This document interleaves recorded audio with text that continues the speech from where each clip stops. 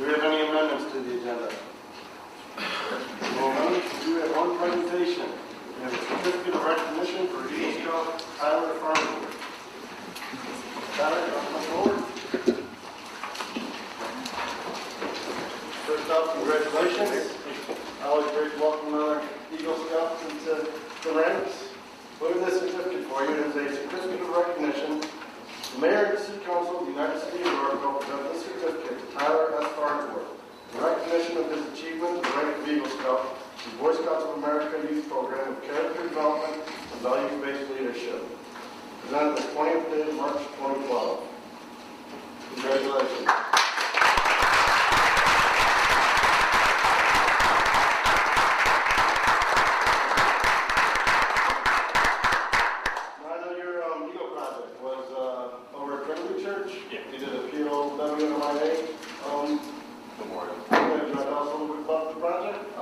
Basically, I just wanted to raise awareness because this day and age, our generation is kind of forgetting about what POWMI really is. And it's a 3-flag pole memorial, the main flag being the American flag, and then the POW flag and the Trinity flag, since it's on Trinity grounds. And then there's a seating bench kind of reflection area that's paved and decorated with like boxwood shrubs. Very nice, and I also understand that you have enlisted in the Marines already. Yes, sir. August this year, Tyler's going off to ordnance technician in the Marines. Very nice.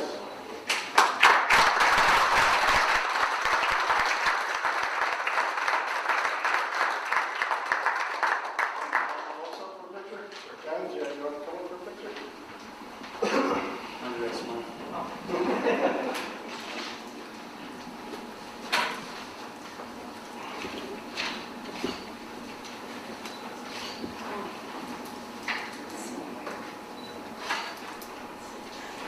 Yeah, congratulations.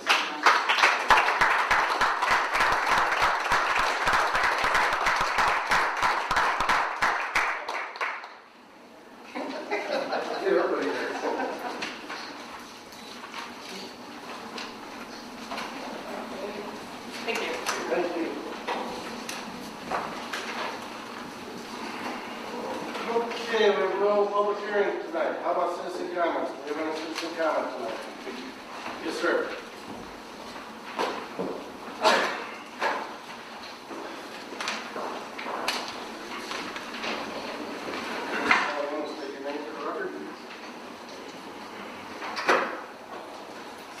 Yeah, kind of turn it away, sorry.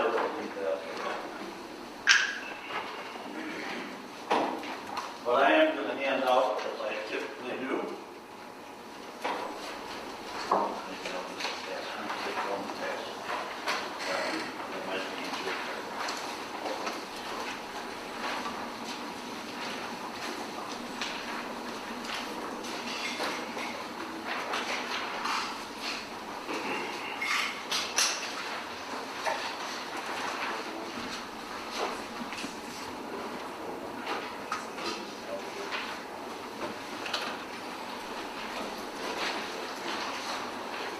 I think there's enough for everybody plus Mark.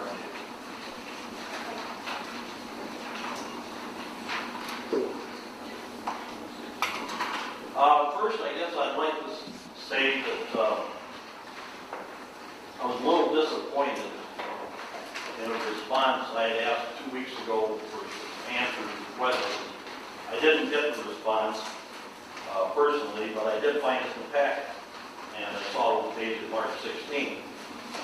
So I guess I had to wait quite a while to find the answers to the questions that I had asked about the budget. Then, to go along with that, one of the questions that I had asked, probably the most critical one, had to do with bonds, or as I like to put it, is our debt or our loans.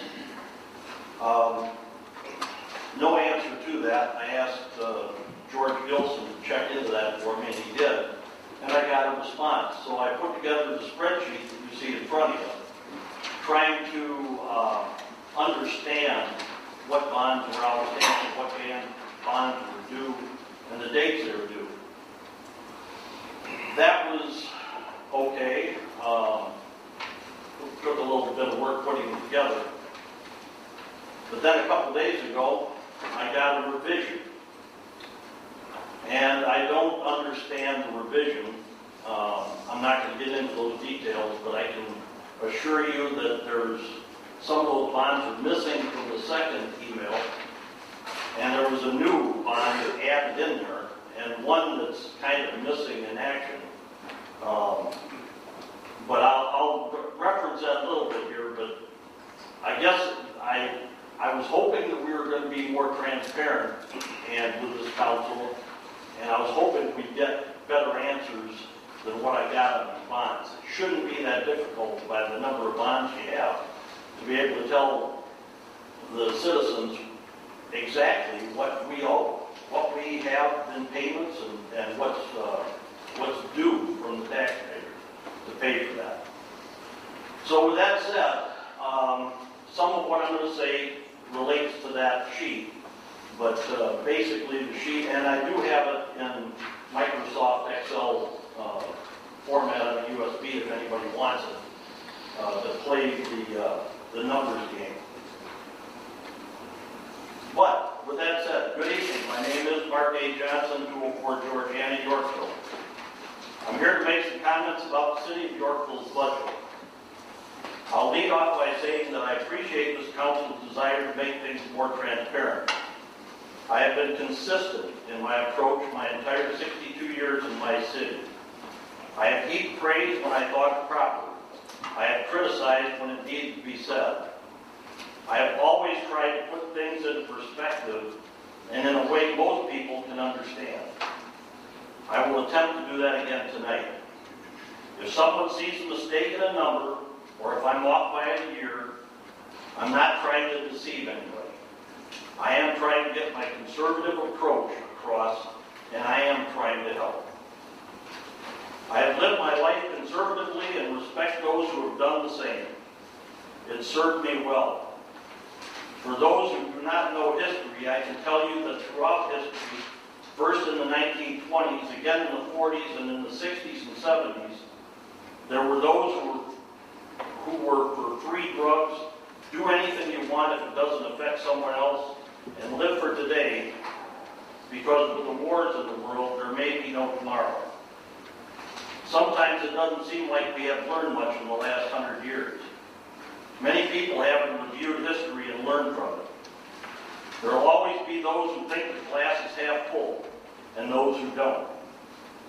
Doing a budget is a daunting task, even in our own lives, but it must be done and it must be followed if a family is to survive. I will try and put my comments into words that will make the budget be more relevant to everyone. My words tonight will definitely resonate with George Gilson and Rose Spears. They get beaten up for the stance they take, but I say thank God somebody actually balances the other side of the argument. The glass is sometimes half full, and sometimes it's half empty. With our economy today, it is most definitely half empty. Most of this council is so new, I haven't determined if you are all half full or half empty yet. There should always be arguments over the important things in our lives. So keep the arguments coming. Some people in our city don't appreciate the heated discussions, but believe me, it will make us all stronger in the long run. Let's look at the city's budget as I look at my own. If we simply remove a few zeros from the numbers, I can relate much better. Let's set the stage. Our city's revenue is $23 million annually. Let's remove 3 zeros and more, make that 23,000. My Caterpillar pension is pretty close to that. My house is 40 plus years old and must be maintained. The city's infrastructure is 100 years old and must be maintained. My driveway has begun to need repairs. Our streets are in need of repairs. I'm pretty much on a fixed income unless I get a part-time job to supplement it, which I really don't look forward to. The city is currently on a fixed income, unless it raises taxes, which my budget doesn't look forward to either. Here's my praise and critique on the city's budget from that viewpoint. I took the budget and tried to break it down to one main area. That area is the city's bonds, or as I see it, the outstanding loans from the banks and taxpayers. There are many other areas I could comment on, but most everyone can relate to bills coming due without money to pay them. I think a few of these loans are actually from Vinny out in New York. In 2012, the amount we have to pay Vinny on our loans was north of $9 million. 2013, $11 million. 2014, $10. 2015, $11. And so on. It isn't until 2026 the city goes below $3 million in debt payments. $8 million is 35% of our income in debt. $12 million is 56% debt-to-income ratio. For the last 4 or 5 years, households with those ratios have been filing bankruptcy around here. If that happens, businesses don't get paid. Taxpayers don't get paid. Even Vinny doesn't get paid, and we all know what happens when Vinny doesn't get his money. Take a close look at yourselves. What do you consider is safe to borrow against your income? Most banks consider 30% as the highest they want to go. Our city doesn't go below 30% until after 2022, 10 years from now. And that is if we have to borrow $0 over the next 10 years. Do you honestly believe that is responsible? The rest of the taxpayers have to make up for those who are irresponsible or those who have just failed to plan properly. Our city is at that tipping point right now. The mayor tries desperately to settle the nerves of the masses by making a point that this budget is headed in the right direction and that in 4 to 5 years we'll be healthier than we are right now. I actually praise him for having the intestinal fortitude to try to settle the masses. His calming statement may be true to a point, but what if another major problem hits our city? I'm trying not to be Chicken Little, but what could the next problem be? What if a young person drowns at our new kayak shoot? A lawsuit? Perhaps. What if a developer that we're giving the farm grade to thinks they're getting a raw deal from the others? Another lawsuit? What happens when our overcapacity sewer plant needs to expand for growth that all of you are expecting with these new building plans? What happens when we have to start paying raises and benefits to those city employees who we've ignored for 3 to 4 years? What happens if Yorkville gets hit like Joplin or Harrisburg with an unplanned storm? We have no money to tide us over. We will once again be forced into borrowing from the county or the banks or even Vinny's godfather. I'm not here to tell you that you haven't worked hard to get us back from the brink of insolvency. And I'm not here to tell you that it's your fault. I know that most of this was done before you were here. I'm here to ask you to get a tougher skin and turn a deaf ear to those who keep asking for more wants instead of needs. It's human nature to want more. Some of us see the reality. Some will never be happy until they get their own way. They bankrupt us or they move somewhere else because we are a backward, hillbilly city. To those, I say good riddance. To you, I say good luck. Cut deeper and begin putting some cash aside for the next disaster that will certainly happen. Being a realtor, I look at many people's incomes over the years versus their desires for a mansion. It isn't real pretty when you discuss the true cost of home ownership versus reality of the buyer's income. The city has that same problem. We have a 100-year-old house in a wonderful area that has all kinds of possibilities, but we just don't see any increased income in the near future. The spouse and all our friends see the possibilities of refurbishing the old mansion. and all I see is a money pit. The flagstone foundation has a large crack in it, not unlike the River Road Bridge.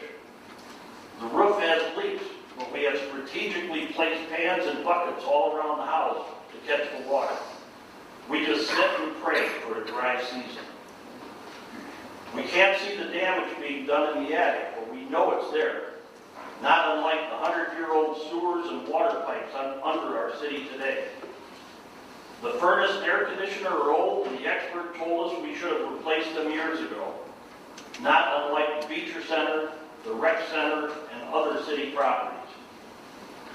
We keep painting the old clapboard siding every couple of years, but we know the wood is slowly rotting.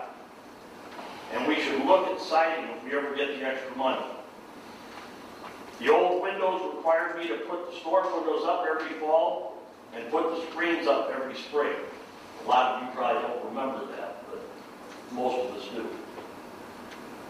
The old storms and screens are deteriorating every time we change them, but we just don't have the cash to put in all new windows this year.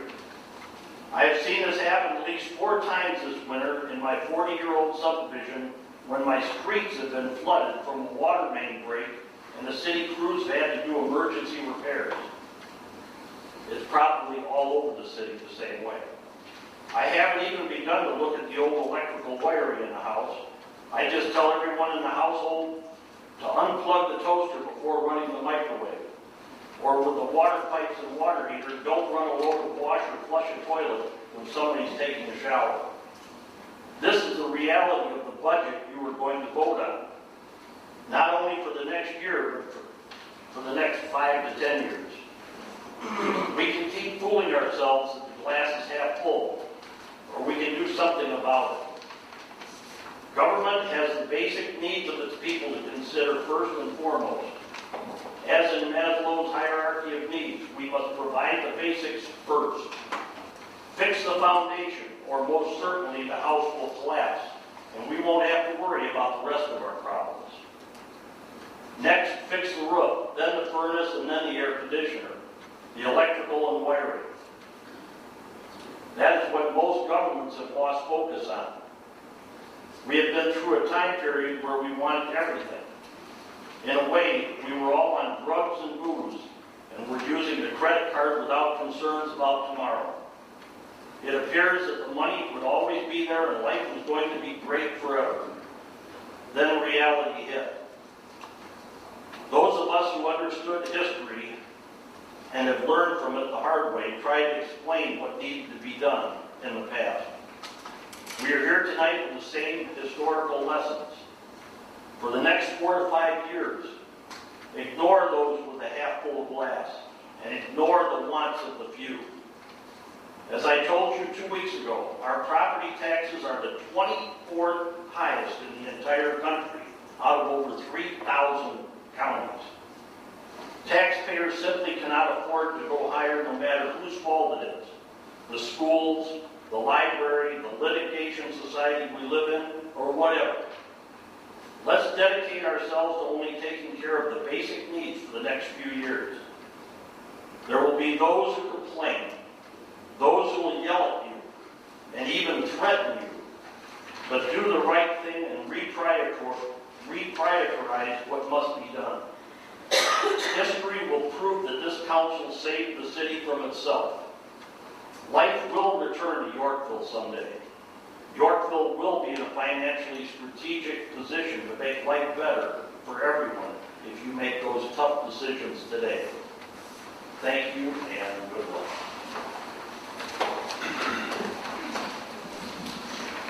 Do you have any other citizen comments? Yes, sir.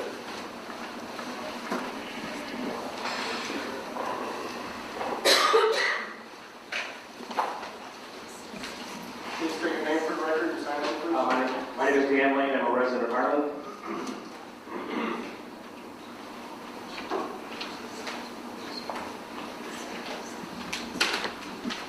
I was very glad to hear last week about the tentative agreement to purchase the rec center from Ron Walker. I think the following recommendation of the Alternative Site Committee demonstrated that all of you understand the importance of the rec center and its programs to our community.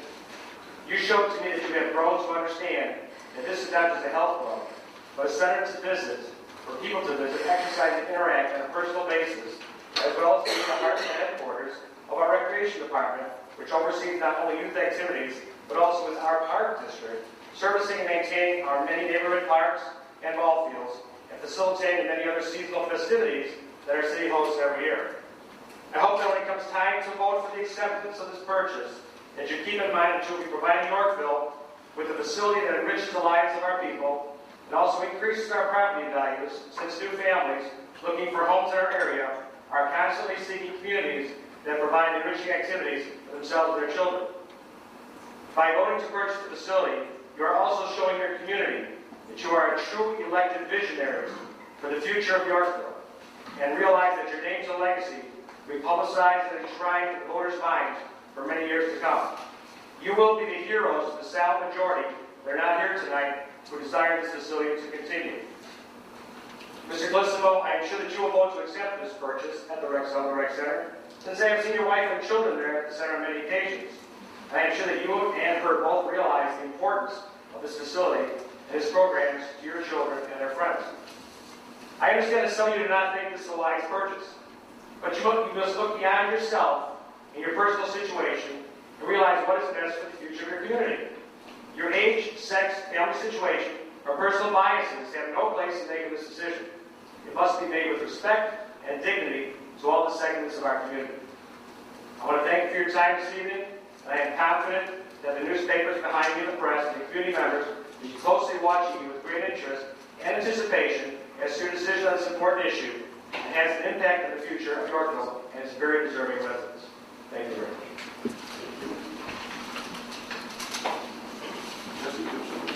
Yes, sir.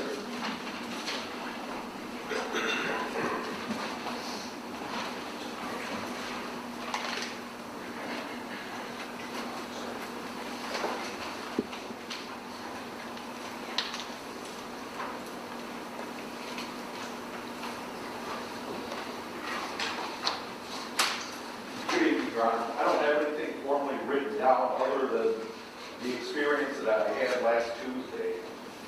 Last Tuesday, not only was I voter, but also I also served as a poll watcher, something that we've been working together with the Tea Party, or I have, and other activist groups to make sure that people have a confidence in the vote that's taken. One of the things that I've heard is that we had low voter turnout, 15 to 20%. I disagree. I believe we had 100% participation, and the problem was that 80 to 85% of the voters have no confidence in the system or of those people running for office. In that time, I couldn't speak to anybody at the time because I'm bound to silence. I did have to listen to one voter who said, I see you at the city council meetings all the time. It doesn't matter who you vote for. They always tax and spend.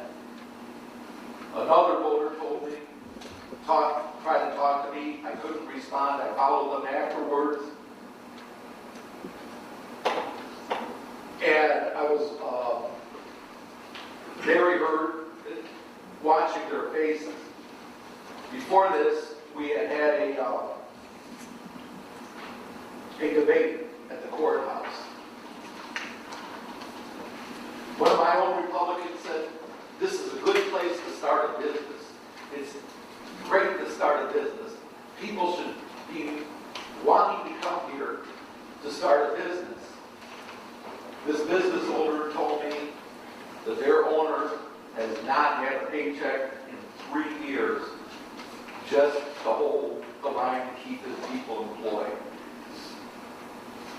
Another owner told me that the state had offered them money for a project.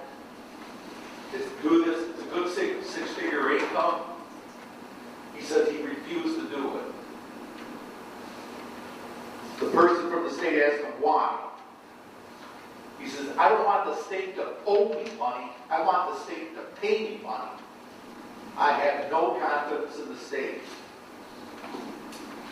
Your Honor,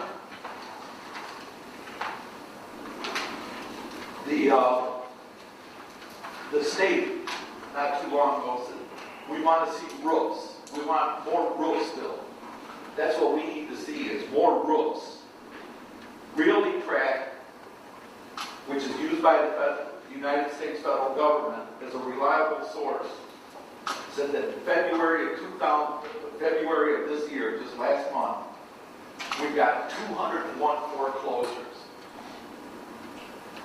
Pat Quinn wants more roofs. We have 13,298 foreclosure homes in the state of Illinois alone. On the issue of looking ahead,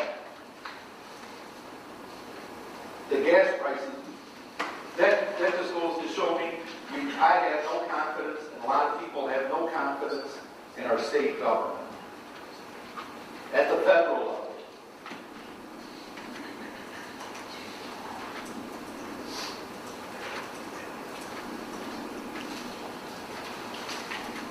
I have a letter here that I wrote, or that I got a response from. Thank you for contacting me regarding the high price of gasoline. I appreciate hearing from you. Americans are witnessing an all too familiar trend at the pump. Motorists are paying record high prices, while oil companies are reporting record profits.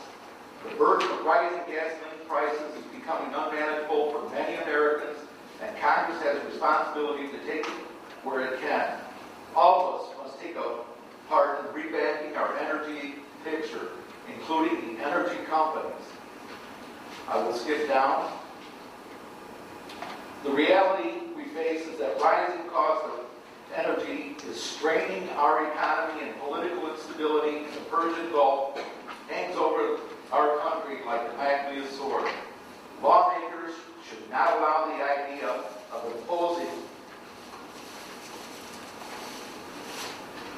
but we must take a longer view. Our national interest demands we conserve energy and expand use of domestically produced renewable fuels.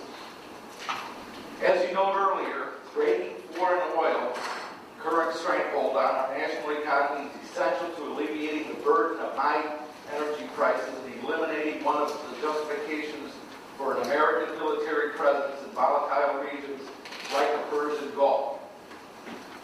This is why I introduced the oil subsidiary elimination pursuit strategies on energy to repeal more than $3.7 billion of unwarranted subsidy programs and tax incentives for oil and gas that we included in the Energy Policy Act. Additionally, I joined with Senator Lugar to introduce the American Fuels Act, a comprehensive proposal which will use alternative fuel technologies to greatly reduce Americans' dependence on foreign oil. The letter goes on and on. As the author of the Fuel Economy Reform Act, I have worked to gain bipartisan support for an innovative approach to raising automobile fuel standards, also known as the CAFE standards. Again, thank you as our country is grappling with both the short and long-term energy problem. We need to maintain our focus on finding solutions to rising gasoline prices that all Americans do not have to suffer the short-term consequences of oil cartels dictating the price of domestic motor fuel.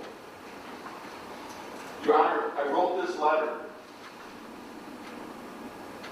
to this person because at the time there were flags at the gas stations, and I had complained to the corporations, wrote them letters.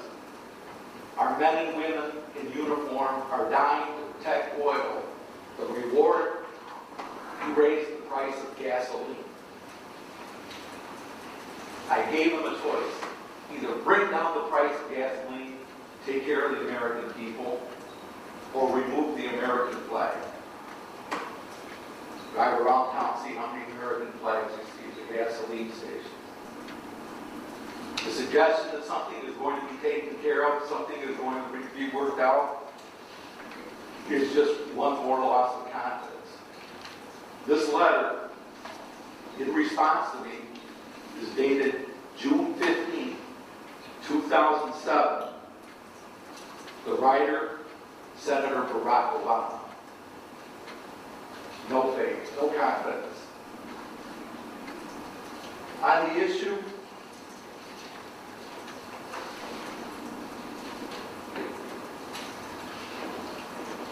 with the issue to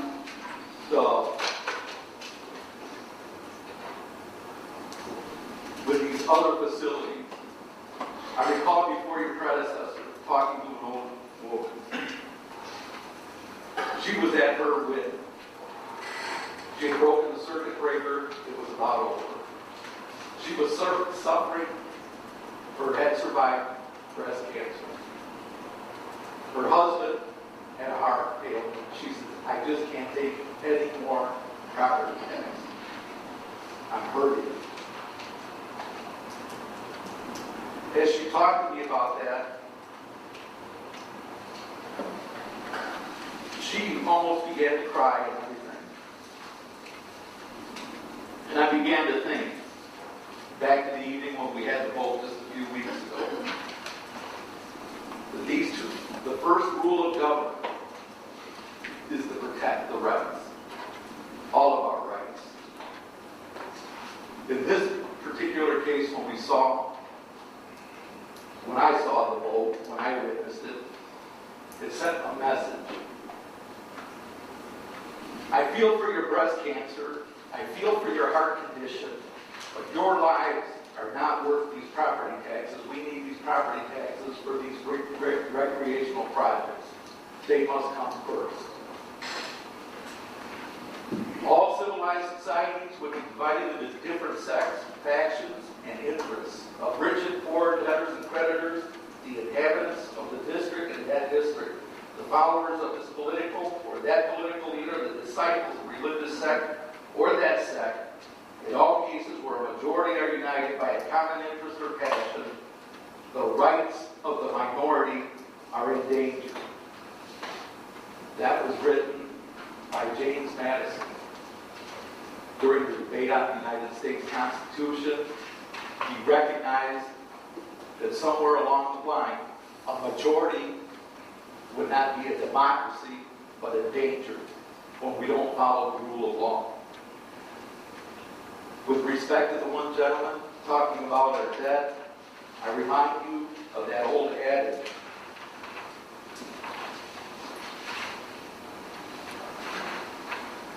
Gold is the currency of men, of kings.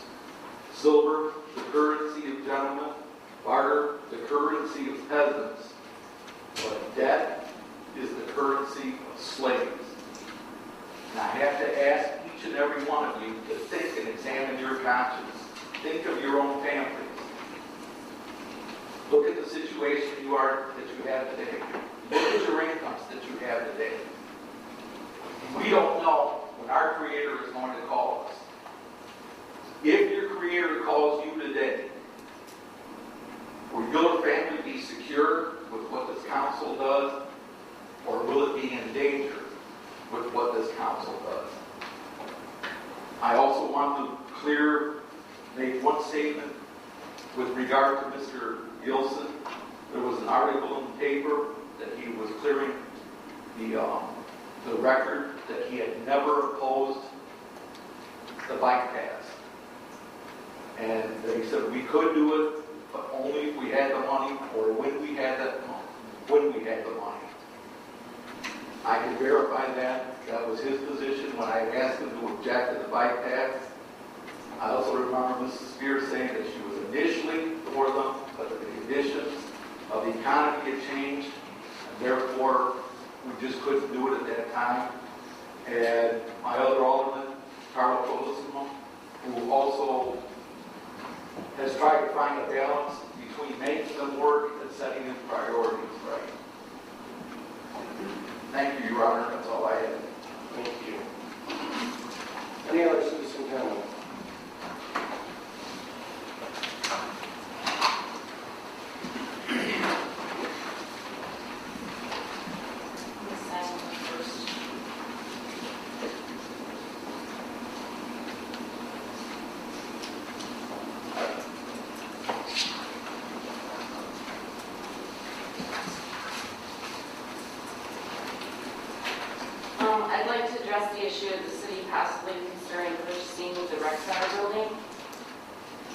When our family first moved to Yorkville, there was no rec center.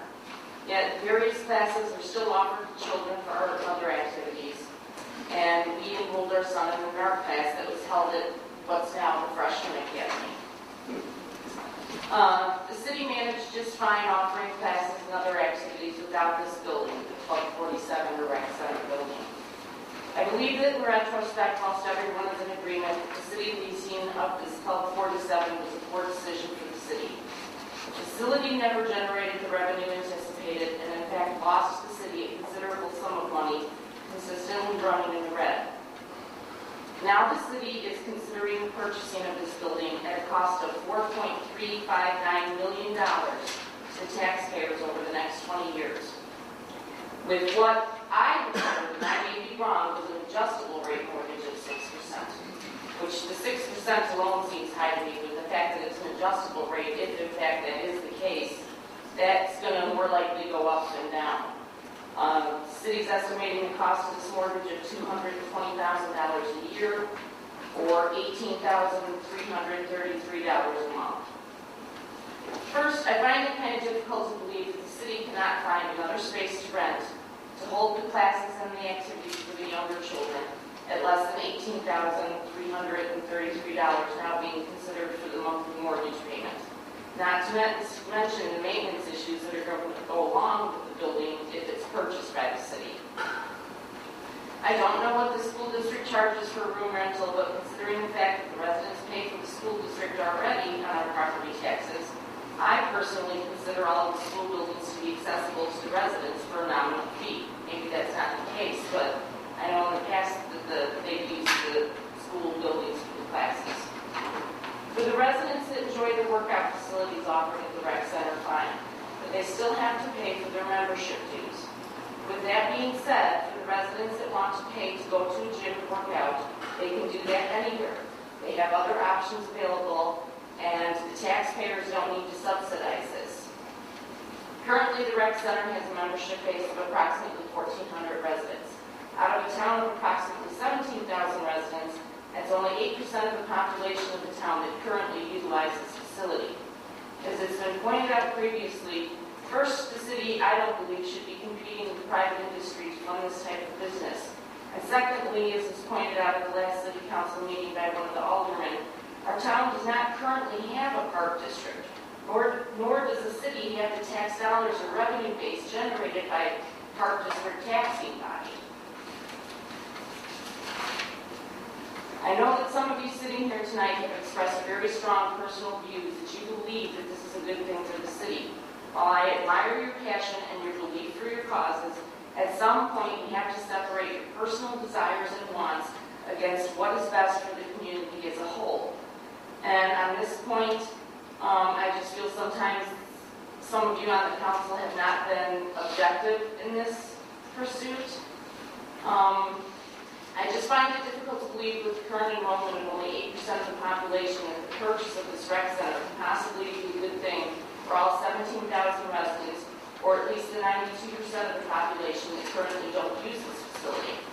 And I just feel very strongly that this is simply too big of a decision for the city council to make on its own. You're sitting here to represent the people, and the truest way to represent the people would be to put the purchase of the rec center building on the ballot as a referendum in November and let the residents decide. Let the residents decide if we want to go ahead and spend $4.359 million of our taxpayer dollars over the next 20 years, and if this is really the best use of our taxpayer dollars. A couple of months ago, I might be wrong, but I was under the impression that one of the reasons that we raised the tax levy for this next year was that the police pension fund was underfunded. Why it was underfunded, I'm not sure. I'm not sure if that's the police portion is coming out of their paychecks that isn't being paid into this fund, or if this is an employee match from the city that's not being met. But I was under the impression that by raising the tax levy this year, thus basically raising the property taxes, that the additional monies were going to compensate for the shortage of the police pension fund. So that right there in and of itself tells me that the city is currently having issues budgeting its money. Because to me, this is an essential service, the police pension fund. This is something that should be paid all along. And I just believe very strongly that the city first needs to meet essential services before non-essential items can be added to the city's expenses or budget. With all the outstanding debt that the city currently owes on, you're still paying for the Rockroy Sewer Project, $250,000 building program, unsecured funds for a bike trail, $100,000 for a road study, $1.8 million of looming debt for the countryside TIF due in 2018, I believe.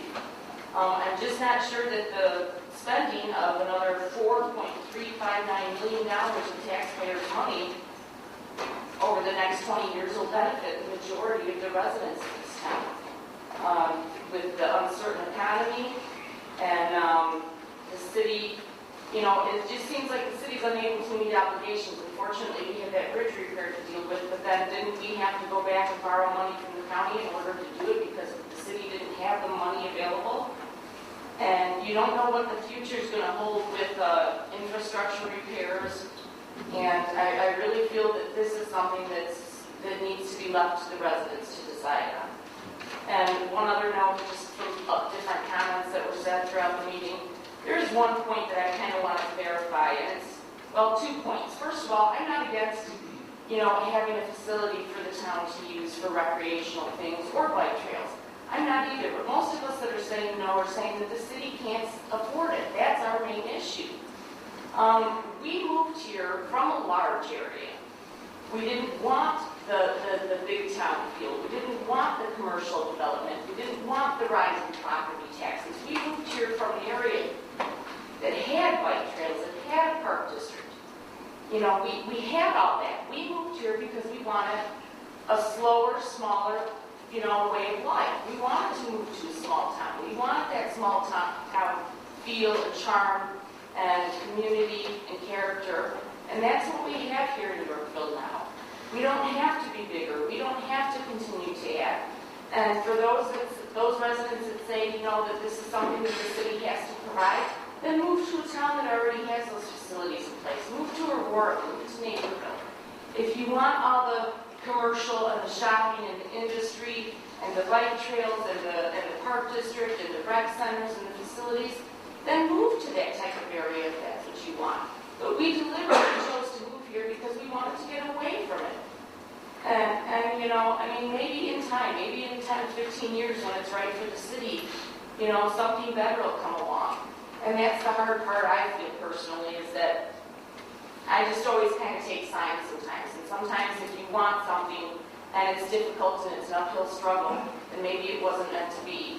And maybe if you back off from whatever it was that you wanted, maybe 5 or 10 years later when you least expect it, it'll be there for you. And I just, you know, it just seems like everything the last couple of years with the city and the finances has just been such a struggle. And it's great to want things, but if you're not in a position to do it, maybe you just need to let this rec center building go, and maybe a better opportunity will present itself in 5 or 10 years' time when it's right for the city and it's right for the the residents, and it's right with the property taxes. You know, we want the $1,800 property taxes that Mark Johnson talks about, which is the median in the country. You know, we don't want the $6,000 that we're currently paying that continues to increase. So, thank you for your time. Any other citizens' comment?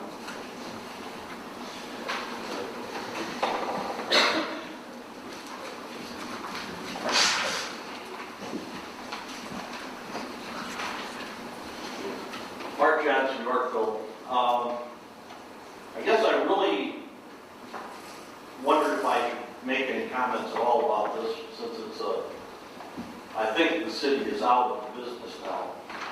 But I guess I would like to challenge each of you and everybody out in the audience today to take a ride down to the J.C. Pond and take a look to the south. Take a good look at what is happening with the state tax dollars on that Blackberry Creek. I was talking with a young lady who lives right down there by it today, and she was wondering why I didn't get involved. And I said, believe me, I've been involved for many years. But go down there and take a look, because the wetlands that they're supposed to be protecting, they've destroyed. They have cut all of the trees down. They are still cutting trees down. And now they're already going back up to the west along the Blackberry Creek. I hope and I pray, I know it's too late for me or anybody to make a decision that's going to change anything that they're going to do. The state, the Army Corps, the DNR has already made their decisions. The governor wants it out, it's going to come out. But I will assure you that it's going to take years for that area to come back to anything like normal. And if any of you have gone down to that J.C. Pond and fished, or taken your dog, or taken the kids or grandkids, it's a mess, and it's going to get a lot worse. I would like to know, and I don't think you can answer this now, but I was out of town. The city turned down the agreement with the state. Does that mean that the city no longer has any tie-in? You don't have to spend any money. You don't have to maintain it. Is it all under the Yorkville Bristol Sanitary District? And if that's the case, do they have their own money, or is it going to be money coming out of the city funds to support it that way? I guess that's my real question, is where is the city going to go with this down the road? And I'm not sure any of you have that answer, but please stay on top of it and keep an eye on it, because I have a feeling that they're going to drop the ball in your laps one of these days, and you guys are going to get stuck with the bill. But please take a ride down there. Just go down and take a look. And I wish I had the before and after picture. You look out over the J.C. Pond, and all you see is River Road and the sewer plant. You don't see the beautiful trees that they had down there and the wetland that was down there. They filled it in. They're driving their excavators and went across it. And they said they're going to rebuild it. I have faith that they will. But I don't think it will ever be the same as what it is or what it has been. Thanks. Anyone else? Okay, moving on. I'll entertain a motion to approve the consent agenda. So moved. Roll call, please. Wilson. Aye. Olszewski. Aye. Spears. Aye. Lenz. Aye. Funkhauser. Aye. Gilson. Aye. Teeling. Aye. Pat. Aye. I'll entertain a motion to approve the minutes of the regular city council meeting for February 28th, 2012. So moved. Second. Comments or questions on the minutes? Larry? Just one correction on the first page, paragraph on the bottom. I think the first line put together as a cloth outing. Yes.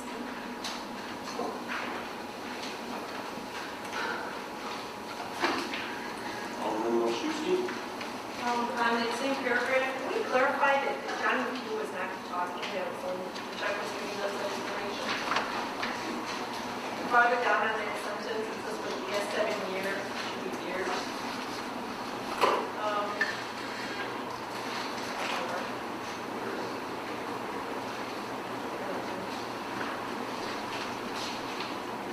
On page 4, the paragraph with Ann Mooring, Spring Meadows. Say, can we keep, is it possible like Autumn Creek Elementary School should be all caps? There's no consistency. Someplace you have a cap improvements, you don't. Same with the first for the past. And then it said about my daughter, I want to step up with me. Could you clarify that was Ann's daughter? That it's Ann's daughter? You have my daughter? And then farther down on that page, there's another page. Under Jill Fleischman, that paragraph, it says also when I go to sell my home, can we clarify that it's Jill? Or Sure. sounds like you're talking. Yes. And then that last, in that The very last sentence there, could you listen to the tape, because I didn't understand. Sure.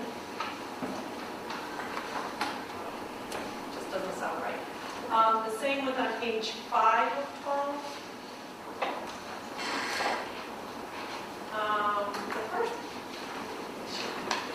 The very first line is she wants the council to ask the residents if they are okay with it if the residents fall short. I think the residents should be the push for the pan. Second residents should be the push for the pan people. And then farther down, in about middle of that paragraph, the city has this, its build program, built thing. And then on that same paragraph toward the bottom, 3 lines up, it says a nonprofit organization here and to the council. I think that should be until the council. Next paragraph of Ms. Luchak. Second line, if someone gives you dollars when then you get a write-off, it should be write, W-R-I-T.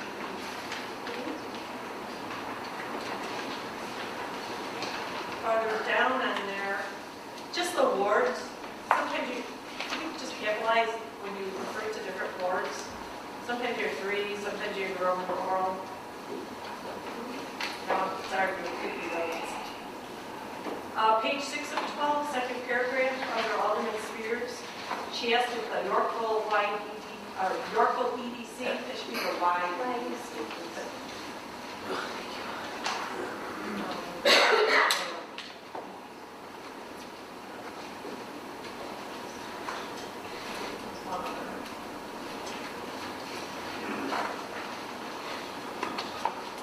On page 8 of 12, under recreation facility.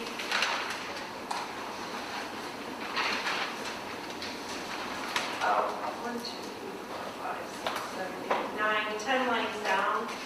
After the finale meeting should be final. And then I got a little confused on that. It said about the park board did make a recommendation at that time. The following were their recommendation. Is it? They did, years back. Following were their recommendations, and then there were the 3 following are their recommendations. And as soon as that's done, then we separate into what the committee's findings were, not recommendations. I think everyone's kind of confused there as to what's park board, what's the committee's.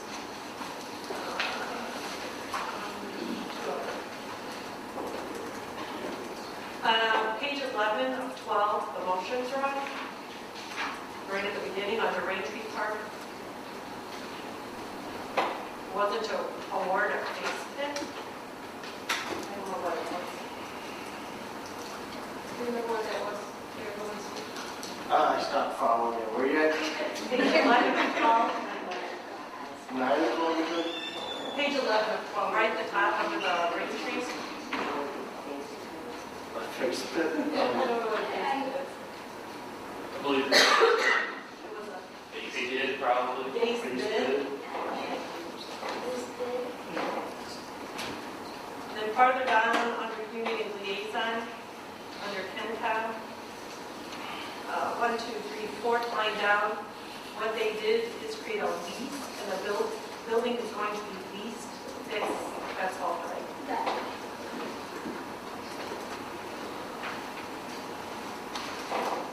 Under kids fighting cancer on the next page, 12 of 12, I don't know, is it Shady's?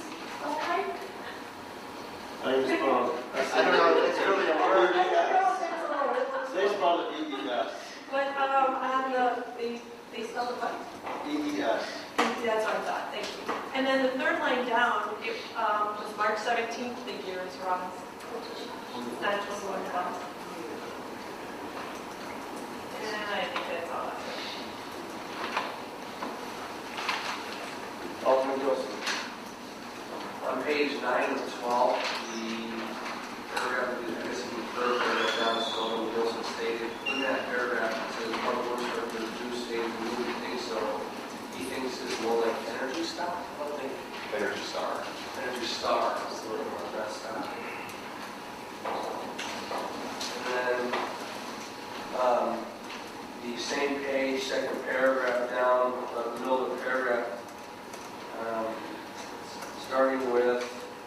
later met with staff and EEI engineer Sanderson and said they could look at it, and the city proceeded with it at that time. It's something that the city didn't do initially, but is going to happen sooner or later.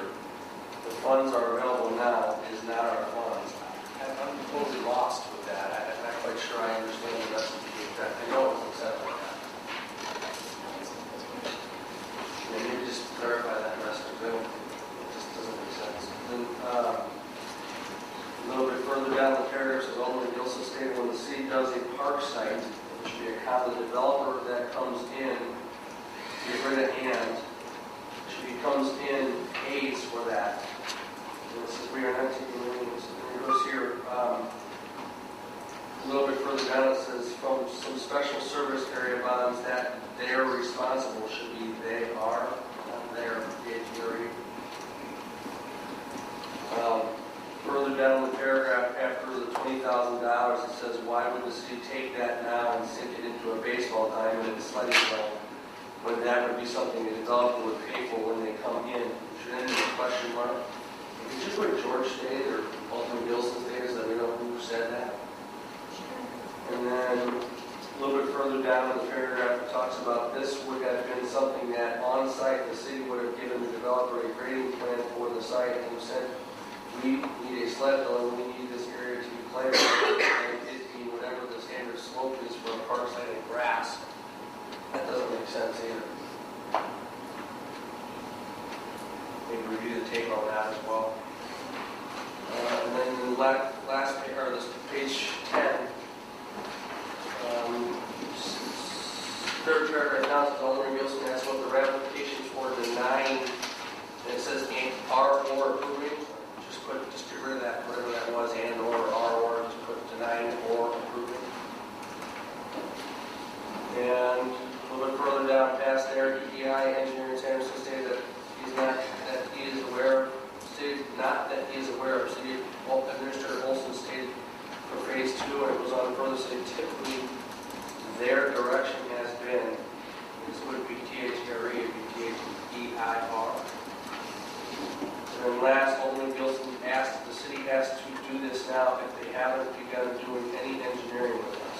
And that's okay. Schross, moving down further, Schross stated part of the reason is that there is a county parcel that the city would have to cross. The reason is that it should be not there, it is a county parcel that the city would have to cross. So the county would have to agree to continue and so on and so forth. I think that's all. Thank you. Any other comments, corrections, or minutes?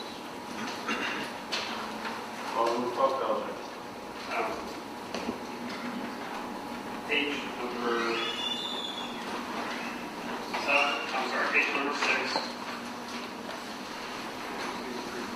6 paragraph. There is support from the EPA. That should be from the community.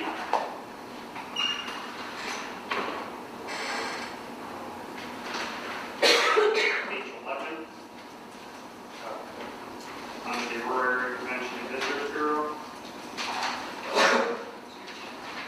About halfway through. Should be good potential, but we have not seen it.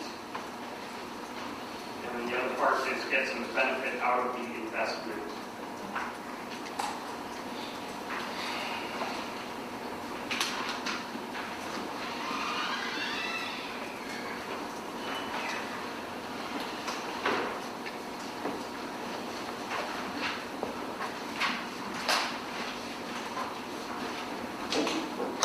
Anyone else? Do we want to look at the groupies minutes or see a clean copy come back, or what do we want to do? Can we get them to come back here, because I think there's some that she needs to clarify some messages. I agree. So, Make a motion to table. I'll entertain a motion to table the minutes until the next regular meeting. So moved. Second. Roll call, please. Wachowski, Aye. Spears, Aye. Lenz, Aye. Bunkhauser. Aye. Gilson. Aye. Teeling. Pat. Aye. Colestima.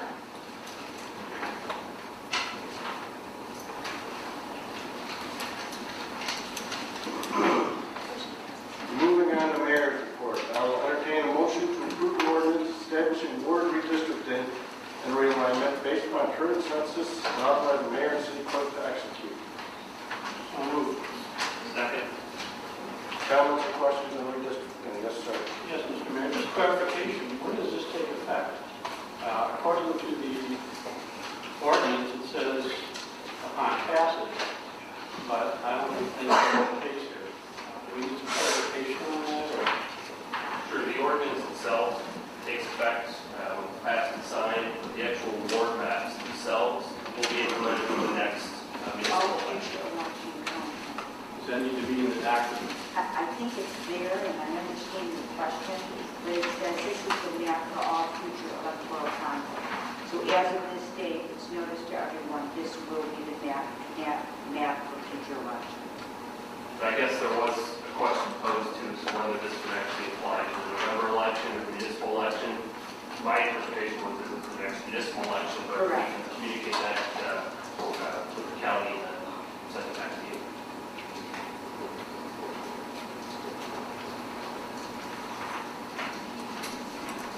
Any other questions? Comments? Yes. Bart, did you have the opportunity to check on Terry Lynn? We don't know the exact number of people on Terry Lane. In general, it can be switched through policy decision to Ward 4. The City Council wanted to. From a practical perspective, the only entrance of Terry Lane is off, I think, the East Spring Street, which is off of Ward 3, so it might create a little bit of confusion just from an easy to understand guideline, but it's adjacent to Ward 4, and there's probably 20 homes there, if that, so it wouldn't hurt the individual calculations, so it's policy decision. So we're not going to do it now, but we could readdress this then. This would be the time to do it. So Okay. once you pass it, you usually don't change it until Ward becomes so out of whack that you do another special census and get data, so if you want to change it, now it's the time to. I would like to propose that we did change it and bring Terry Lane back into Ward 4.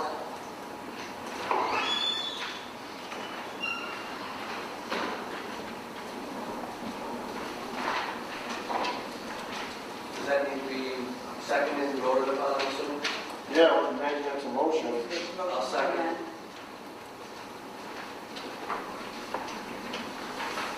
So we need to vote on it, and then- Well, comments or questions?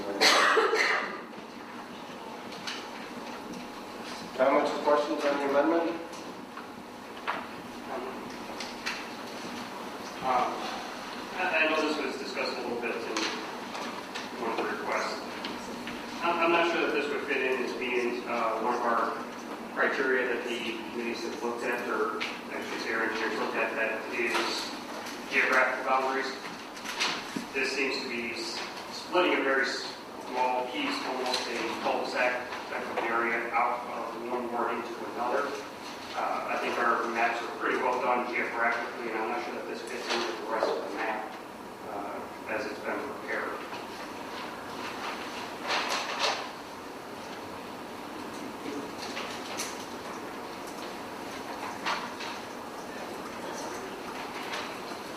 Any other comments or questions? Yes, clarification. So it wasn't Ward 3 originally, then this new one, it was going where? No, it was in Ward 4. Terry Lane. Yeah. Maybe I was thinking it's Ward Yeah, right.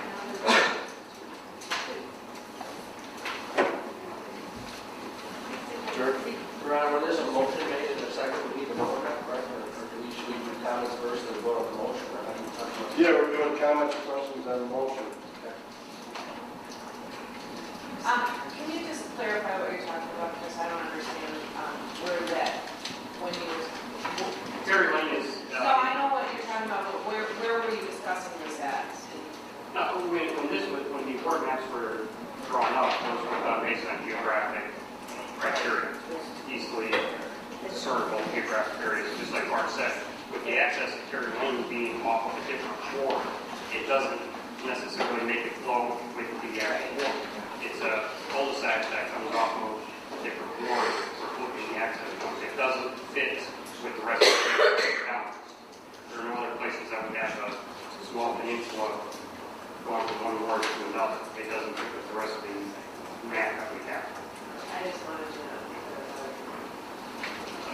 Yes. What's promoting or what's driving the change? The residents or? The residents, yeah. They contacted me and they said they want to stay in Yorkville. And that was the strongest response I got was from Terry. I think what behoove everyone to see a map of it, how it looks. Diane? I haven't gotten any emails, and I would have liked to know, if you got emails regarding our residents, especially, with the board change, because nobody sent anything to me. So, I mean, if you would have sent it to me, then I could have looked at it too, but I have no reference to that. Nobody contacted me about it. Sure. Mr. Mayor, do you want me to put up the big map and show them where Terry Lane is? Sure. I know where, I Or- understand. I mean, the rest of the town. Well, I mean, there's no rush on this word to redistricting. I mean, we can send it back to committee, everyone can see it, make an informed decision, instead of making a change on the fly right there. And this has been talked about for months now. I'd rather everyone have consensus. Terry Lane backs up to this unincorporated area, and it's this last street that slivers down right here. So it would be right off of this neighborhood, slivering down to the backside of Heartland. So it would be contiguous with the other.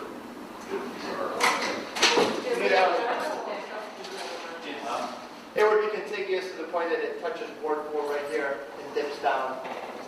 Or the access point, that's it. Then there's a cul-de-sac, those lines right there. Maybe just a sort of coming down. You're a baseball player.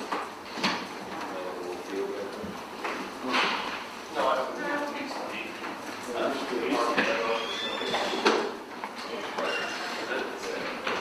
Heartland Circle is behind me.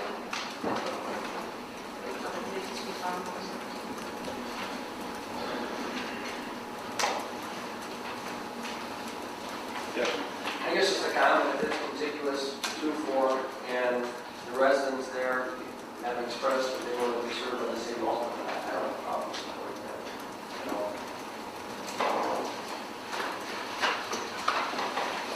Yes. Well, I would like to hear from the residents too, so, I mean, if they have actual, if this is actually, if Alderman Spears has emails, I'd like to see them because I represent them also. And if they haven't contacted me, that's fine, but there's nobody even here to say anything about it. So I don't know if we can table this, if they want, if they want to be served by the same alderman, then I think that makes sense, but they should have contacted me too, I would think, so I could be aware of it too, but that I didn't think that anybody had a problem with it. It's a 10-year map. I mean, all of them are going to change in the next 10 Right. years. Yes. I guess, and I don't care if it's out of War II or not, but I haven't got anything. Have you all the time? And it's coming to our board, because maybe people would have come. I would think that we would hear something. It's like kind of crazy to sit there or something. Make sure that. I'll have them contact each of you. So do you want to table it or vote on the amendment? I would like to table it so we can hear from them. Well, then why don't you make a motion to table it, either back to committee or back here to the Make a meeting? motion to table it or Second. Roll call, please. Lenz? Aye. Spears? Aye. Colosimo? Aye. Funkhauser? Aye. Wilczewski? Aye. Teeling? Gilson? Aye. Peck? Aye. Okay, we'll see that in a couple of weeks. Next is employee benefits renewal. I thought we had a conversation about these long motions. I will entertain a motion to authorize staff to cancel the contract with MetLife and approve the contract with Lincoln Financial Group for life insurance, renew a contract with IMED for vision insurance, renew a contract with Blue Cross Blue Shield for dental and medical insurance, and to set non-union employee contribution rates for health insurance with the following: HMO employee, employer plus spouse, and employer plus children coverage at 8.5%, HMO family coverage at 7.5%, PPO employee, employee plus spouse, employee plus children coverages at 9.5%, and PPO family coverage at 9%. Coverage with police department unions and public works unions will remain at rates specified in their contracts. So moved. Second. Comments or questions on employee benefits? Yes, sir. Yes, Ron, just a clarification. If this passes, are any of our employees going to be paying more for their health care? Yes, some of the coverages are going up and some of them are going down. So if I remember correctly, it's the family coverages and both the HMO and the PPO will go up $10 to $20 a month. All the other coverages on both sides are going to go down between $5 to $6 a month. So, and the reason we justified that is the percentages are set in the public works union contract. So employees should be relatively familiar with them. And then a few years ago, when every price was going up, family actually went up a little rate. So in my mind, it's playing more catch up than anything. Okay, now the employees that aren't under contract, they're going to mirror the public works contract. They're going up. Yeah, it'll be the same for both public works union employees and non-union employees. Okay, so non-union are paying less right now than what's in the public works contract. No, it's the same currently for this current year. So the public works, the public works contract and like a starter clause that basically didn't go into effect until May 1st. So they're still on the non-union percentages.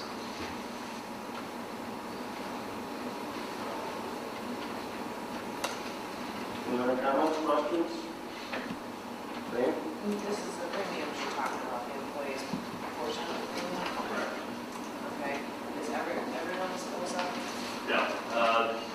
PPO, family, and PPO for the HMO family coverages. The dollar amount the employees are going to pay. But everything else goes down, and in general, the family coverages under both sides are paying a smaller percentage of the total cost. That's how it's structured. Anyone else? Roll call, please. Spears. Aye. Velocimo. Aye. Feldhauser. Aye. Hilshewski. Aye. Teeling. Aye. Gilson. Aye. Cut. Aye. Lens. Next, I'll entertain a motion to approve the ordinance approving the 2012-2013 fiscal budget for the United City of Yorkville and authorizing mayor and clerk to execute. Second. Okay, Mr. Frederickson, you weren't here 2 weeks ago. I did want to give you a public acknowledgement. Thank you and your team for all the hard work you did on the budget. And again, thank all the department heads and staff for all they've done. And that budget officer, Mr. Olson, for all the work they've done on this year's budget. This is the first year we've done a 5-year budget, so I know a lot of hard work went into it. And it will give us multiple years to address any problems that we see on the horizon. I'd also like to use my intestinal fortitude to thank the city council for all we've accomplished in the last 10 months and to help calm the masses a little bit. Some of the things that we accomplished, I mentioned them 2 weeks ago, but I'd like to reiterate it again tonight. We've lowered the city's tax rate by 30%. The property taxes are expected to go down each year through 2015. We've erased our negative fund balance. We will finish 2012 with a higher surplus than we budgeted for, which is only the second time since 2007 that we will end the year with a surplus. The proposed fiscal year 13 budget also anticipates a surplus, so we are building our fund balance and our rainy day fund. The county is going to help us with River Road Bridge funding, so we should be close to the 50% fund balance in fiscal year 13 for the first time since 2008. We were able to hire 3 new officers this year in fiscal year 12, so we are putting police on the street. We are adding a sergeant in fiscal year 13 and 1 officer per year through 2017. We are quadrupling our road maintenance budget from $50,000 this current year to $200,000 in fiscal year 13. In fiscal year 14 and beyond, we have $300,000 budgeted each year. The rec center budget would be a huge improvement from fiscal year 11 to 12, and only a small deficit is expected. So the budget and the city are moving in the right direction. And again, I want to remind everybody, our financial problems were not created overnight, and they're not going to be fixed overnight. But we are moving in the right direction. And with that, I will open it up to comments, questions, concerns. Scott? Mr. Mayor, at the last meeting, I requested the staff to put together some numbers on surrounding communities as far as what they're paying their employees and what kind of pay increases they got. Number one, thank you for putting this together. I know we're not going to solve this problem tonight, but I hope everybody in the room takes a good look at this, because I really have some concerns. And sometime within this budget process, maybe at the 6-month review, I'd like to take another look at this. Our employees have gone 4 years without pay raise. And now, plus I'm hearing now that some of them may see a slight increase with their health care costs. This is something that we can only continue for so long. And I would hope that we take a serious look at this, and maybe in 6 months we can attempt to do something in this area.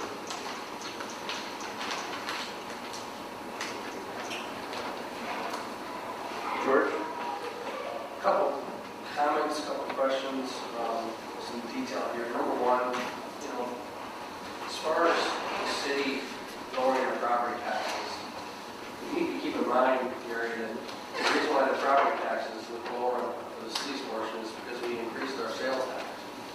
And so, there was a trade-off there. I mean, we're paying more in sales tax to get lower property taxes. And it sounds great on the surface, but and I supported it because I think that's what the referendum supported. But all in all, we still had to do something as a trade-off, and we didn't just arbitrarily lower your property taxes.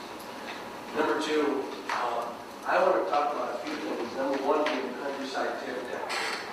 As you can see in the memo, we're looking at being upside down in that bond fiscal year 18. And one of the questions posed, and I think we need to strongly consider it, is to refinance that countryside tip. If we don't refinance that countryside tip while rates are good, it's only going to prolong misery now and later on. So if we can refinance that, and the one gentleman who spoke is to refinance what you can. Unfortunately, I don't see us being able to afford that when that hits. I don't want to be upside down. If we can take steps now to refinance that countryside tip, I strongly believe we should do that. And so I wanted to pose that. Number one is, I guess, a question for everybody to discuss and consider before we vote on this budget, because it was certainly going to affect how we look at the long-term budget. The next thing is the Rockaway sewer payments. When we talked about Centex and Pulte set to make their final payment of Rockaway sewer in fiscal year 13, this leaves a $600,000 revenue gap in the sewer budget in fiscal year 14. The $8.25 per month user fee, that I'm assuming is above and beyond the infrastructure fee that we have on our bills now, correct? Yes. Okay. So as we talk about us taking a step in the right direction and having all these positive surpluses, we're going to add another $8.25 to everybody's sewer bill, because once again we can't make our obligations, we can't meet our debt obligations. So I strongly oppose that. We can't keep taxing and feeing people to death. They just don't have it anymore. The next one is the building permits. We look at, on your memo, building permits. The build incentive program says that we had originally estimated 35 building permits in fiscal year 13, and assuming the build program works and is used in entirety, we should see a total building permit figure in fiscal year 13 of 65. 35 without the incentive, and an additional 30 because of the incentive. I guess I want to know if we budgeted on 65 or if we budgeted on the original 30. You budget for 35 full permits, and then the 30 that are in the build program, essentially you don't budget for it. So because the revenue that comes in obviously goes back out as an expense. But we're not anticipating 65 on the revenue side? No. Okay, that's good. That's good. I want to make sure we're conservative on that.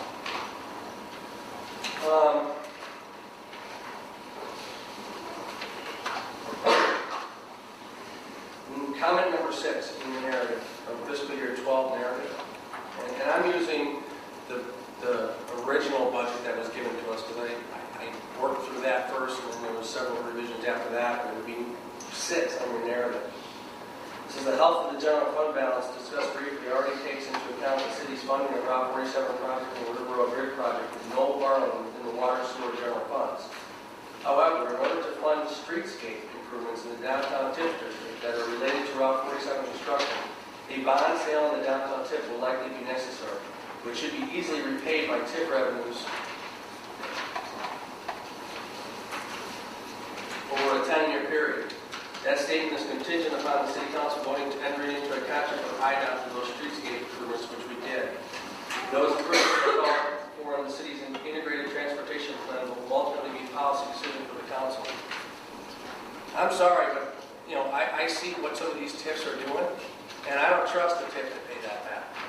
And so, how are we going to budget for these streetscapes? Where's the money going to come from if the TIF funds don't cover it? That specific comment was actually related to last year's memo. Okay. So that the two paragraphs that you read was something that we had to discuss and debate last year.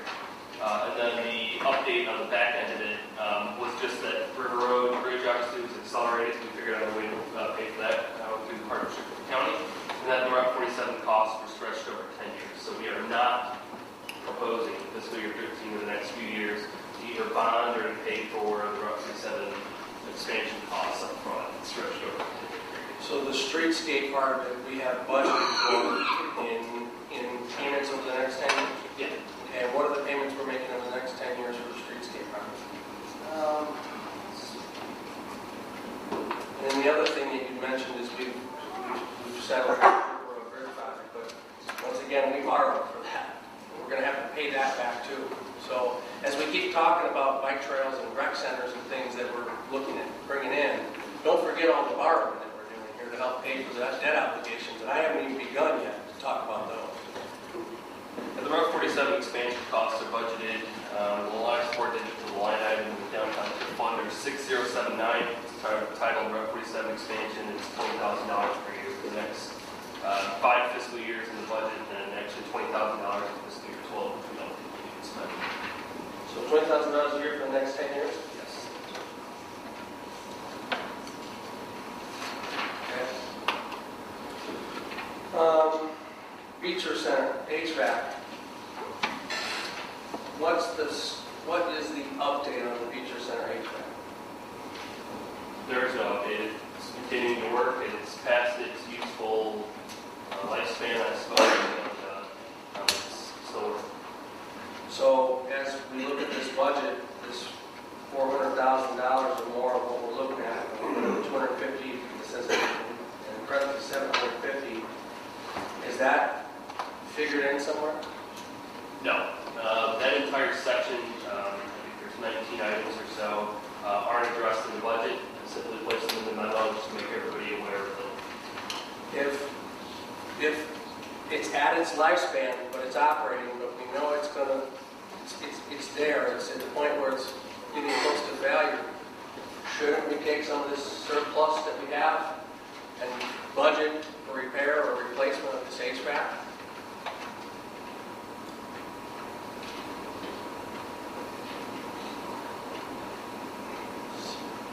All I'm saying is we keep talking about surplus, and we're going to keep going. I'm going to keep adding these up together for you. But we keep talking about surplus because, as you can see, this surplus is dwindling. And it's going to keep dwindling as I keep talking. Let's talk about, please keep that in mind. Everybody write that down, because as we look at this budget, don't approve it without approving this. Because if this HVAC goes down, we're not going to have the money for it. We don't have the budget. Okay?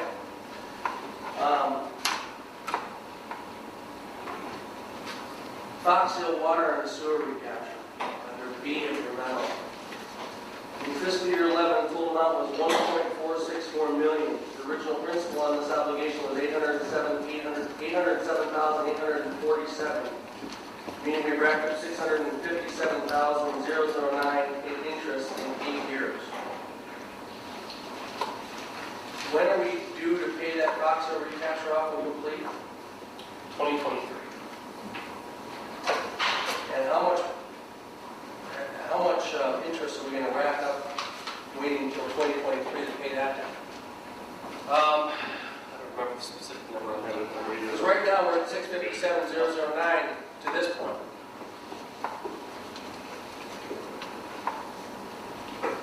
Yeah, if I remember correctly, I think the total obligation was between $3 and $4 million. So, and that's assuming obviously that nobody built in the recapture area and that we don't charge them.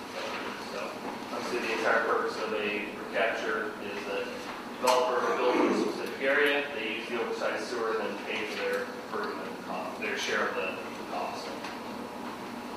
Okay? The West Ridge water main replacement. I see that we have a 100-year-old water main in the area that served 29 houses directly, many more indirectly. Old water mains tend to be undersized compared to newer water mains and leak. Both of these cause fire protection to diminish on low water pressure. The cost is $140,000. We included that in the budget? No. Should have been. All 19 of these are in the capital, or most of them are included in the capital improvement plan. Some of them were scheduled to be replaced in fiscal year 13, 14, 15, 16. We haven't really taken a hard look at our capital improvement budget in the past few years. No, we haven't had a capital improvement budget the past few years, really. Well, I mean, we haven't done what we've done traditionally in the past. There's been a document that's been put forward by the committee and staff and discussed with Public Works Committee each year. And so a lot of these are just, extrapolations of that capital. Okay. The other thing I want to throw out there, and for some of you, you sat in committee with me and saw residents that came from my Ward 1 in Sunflower Estates that told you that 7 or 8 or 9 homes were flooding due to a storm sewer, and we all agreed in committee that something had to be done about it. We should put it on the top of the priority list. Well, we all know the cost for Sunflower Estates repairs for the storm sewer that are causing flooding in the homes, but this isn't in the budget. Can we add it? Anything to be added or subtracted from the budget at the direction of the city? I mean, everybody who sat through that committee meeting said this should be a priority. We know it needs to be fixed and we should fix it. Let's include it. Let's fix it. What's the estimated cost for that repair? I didn't bring that with me, but it was $100 or $120,000. Yeah. Might have been a little bit more. I think it was a little more, Eric, right? Because I think we talked about the possibility of that ending up to be more than that. That was my estimate. The engineer's estimate was about $125,000. Once again, necessities, stuff that government should be concentrating on, stuff that we should be fixing, that we should be spending money on. Let's talk about that. Let's put it in the budget. Do you want us to agree or disagree at this time, item per item, or just go through the whole thing? I asked 2 weeks ago, I wanted to submit questions or comments, nobody did. And now I'm sitting here on this, and staff isn't prepared to discuss it, because no questions were submitted. And now you want them to have an answer on top of their head, when nothing was submitted. I mean, I don't know how you want to handle it. We talked about this many times. I mean, put your answer in the staff, the research, you get your answers, and I tell you what, I have put so much in writing to staff that they're having a hard time keeping up with what I've put to them so far. If I threw all this on top of it, he wouldn't get back to me for 3 months. Is that true, Bert? Pretty big I'm statement. just saying, I have a lot to go here, and don't throw stones at me because of things that I'm pointing out. This is what we're all working on. We're looking at a budget. We're looking at things that we need to include or exclude from the budget. And let's talk about it. That's what we're here to do. Before we had public hearings, but I didn't have a chance to do that. And I wasn't fully complete, done reviewing it all myself. I guess I will say, over the years, some questions have been submitted in writing from time to time. We've always made sure that we've made the deadline so that you can review it prior to the budget. So regardless of how many questions there are, Okay? Excuse me, can I just interject something, George? The memo that you're going over, it says that all the stuff you just talked about, am I understanding it right? But you made it clear that wasn't included in the budget already? correct. Some of it's not included and some of it's for policy decision, but we're talking about this grand surplus that we have, and now we're heading in the right direction. What I'm trying to point out, Jack, is if you look at the things that we should be spending our money on, and the things that are priorities, that should be priorities of this city, we're budget. If we exclude them from the budget, we're gonna have surplus. And not only are we doing that, not only are we excluding those costs for doing what we should be doing, what government should be concentrating on, we're adding to your fees. And you know what? When tax levy comes around again, they're going to add to your tax levy. So, you know, George's memo's from January 20. I understand that. And But it's stuff I that's currently understand, being I'm looked not at. diminishing your concerns, but I don't understand why it's up for a vote now. We haven't discussed this earlier. From This January stuff is 20. currently stuff that should be included in the budget. Well, this is the problem I have, George, is that the whole laundry list under future obligations that they listed in the memo, I would like to do. But the problem is, it's our policy decision. We need to discuss what will be included and what will not be included, because it's obvious that we can't afford to do all of this. And I understand what you're saying about future. I'm with you. But the problem is, from a budgetary standpoint right now, as far as voting on this budget, whether we do it today or next week or whatever, is we as a council have to make a decision what's in and what's out. Right? So I mean, we know what the problems are. So the question is, what's in and what's out? What's our surplus going to be? Well, that depends on if you adopt all the changes before the spreadsheet. You know, the surplus, if you don't adopt any of those changes, this is for fiscal year 13 only.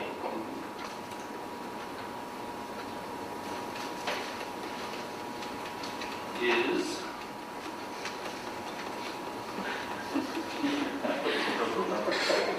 We've been scrolling by the comments. That's rolling like a man. as proposed, without any changes, it's $748,000 in general. If you adopt all of these suggested changes by motion, I believe that puts it at about $900,000. Okay. So what I'm talking about, Carlo, is we've got this surplus that looks great. We're talking about building up that surplus. But we're ignoring things to build that surplus. And if I have to dwindle down that surplus to fix the stuff the government should be concentrating on, I'm all for it. And I have no problem with that. The question is, what do we pick from this list? And how much do we want to dwindle down the surplus? Because I understand having money in the bank when you have $1 million on a credit card, you don't have money in the bank. I understand that. But the question becomes, which of these projects do we prioritize? What goes first? What do we do this year? And for the first time, we have a 5-year budget. Right? So we can prioritize what is the, triage it? What's a life support right now that needs to go first? And what can be kicked down the road? Because we have to do some kicking down the road, unfortunately, because we can't afford to do everything on this list.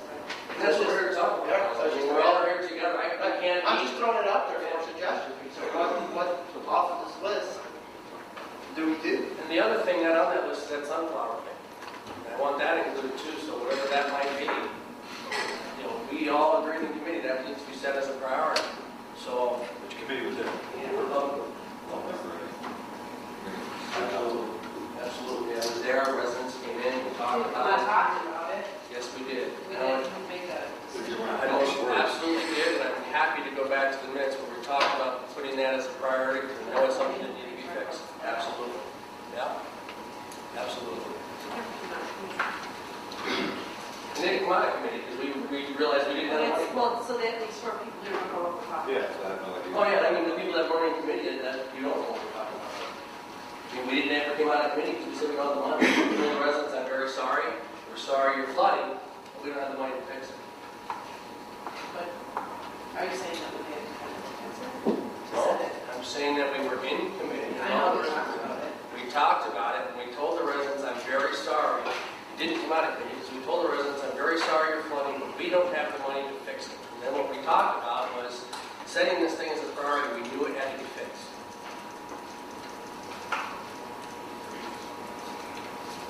Mayor, can I continue? Yes, you may. From an auditor's standpoint, we get rid of our surplus. That doesn't do us any good, correct? I mean, they don't look at that very favorably if we're not carrying some surplus. Well, it's really not an audit issue, it's more of just, staying solvent. I mean, the auditors will make an assessment of whether or not the city can continue on as a going concern, but really it's a management issue more than an audit one. I know that 2 years ago, I believe, that most municipalities will carry a 50% fund balance. That in itself is a policy decision from the city council. Your current policy is 15 to 25%. So you'll be scratching the surface of it if you adopt the budget with the changes in fiscal year 14. And then after that, it's more policy decisions. And to me, that's job number one, is building that fund balance. Once we meet our own guidelines, then we can start looking at these things. But I think it's important that we carry a 15% fund balance. And that's our policy. That's what we're striving for. And there's nothing stopping us from going back to this list as we progress through the fiscal year. If things are going well, we can knock some of these items out. And I'm all for that. But the reality, Larry, is that we don't do that. There's nothing stopping us from The doing that. reality is what we do is we have a balance, and then all of a sudden different contingencies come, and different lawyers' fees come, and different things come, and all these dollars that we get in budget for never get spent on the things that we should be spending on. We know that we can get rid of the elected officials' health care. And we'll talk about that. I'm prepared to talk about that as well. Let's do it. I'm ready to do that when you are. I mean, right now, anybody can voluntarily opt out of that and save the city money. Sure. I'm doing it July 1st. You are, but you're also on the state healthcare That's side. fine. It's still being paid by taxpayers. There's just nothing surprising. That's And it. I didn't mean to get personal, but I'm just trying to It's say. personal, but that's fine. That's the job I pursued. I'm prepared to talk about the healthcare. So whenever we want to get into that issue. Diane, you have something to add? Yes. Yes, I do.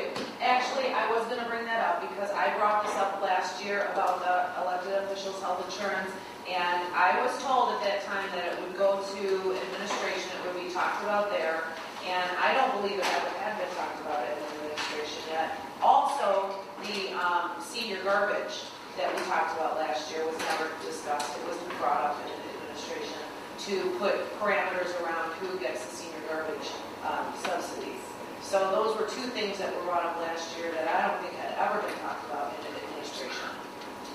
And I'd also just like to add the surplus that we have. We do have a lot of things that we need to take care of, but isn't that what our surplus is for? Is if something comes up, that's not written into this budget because we haven't made a decision on what we're going to spend the money on.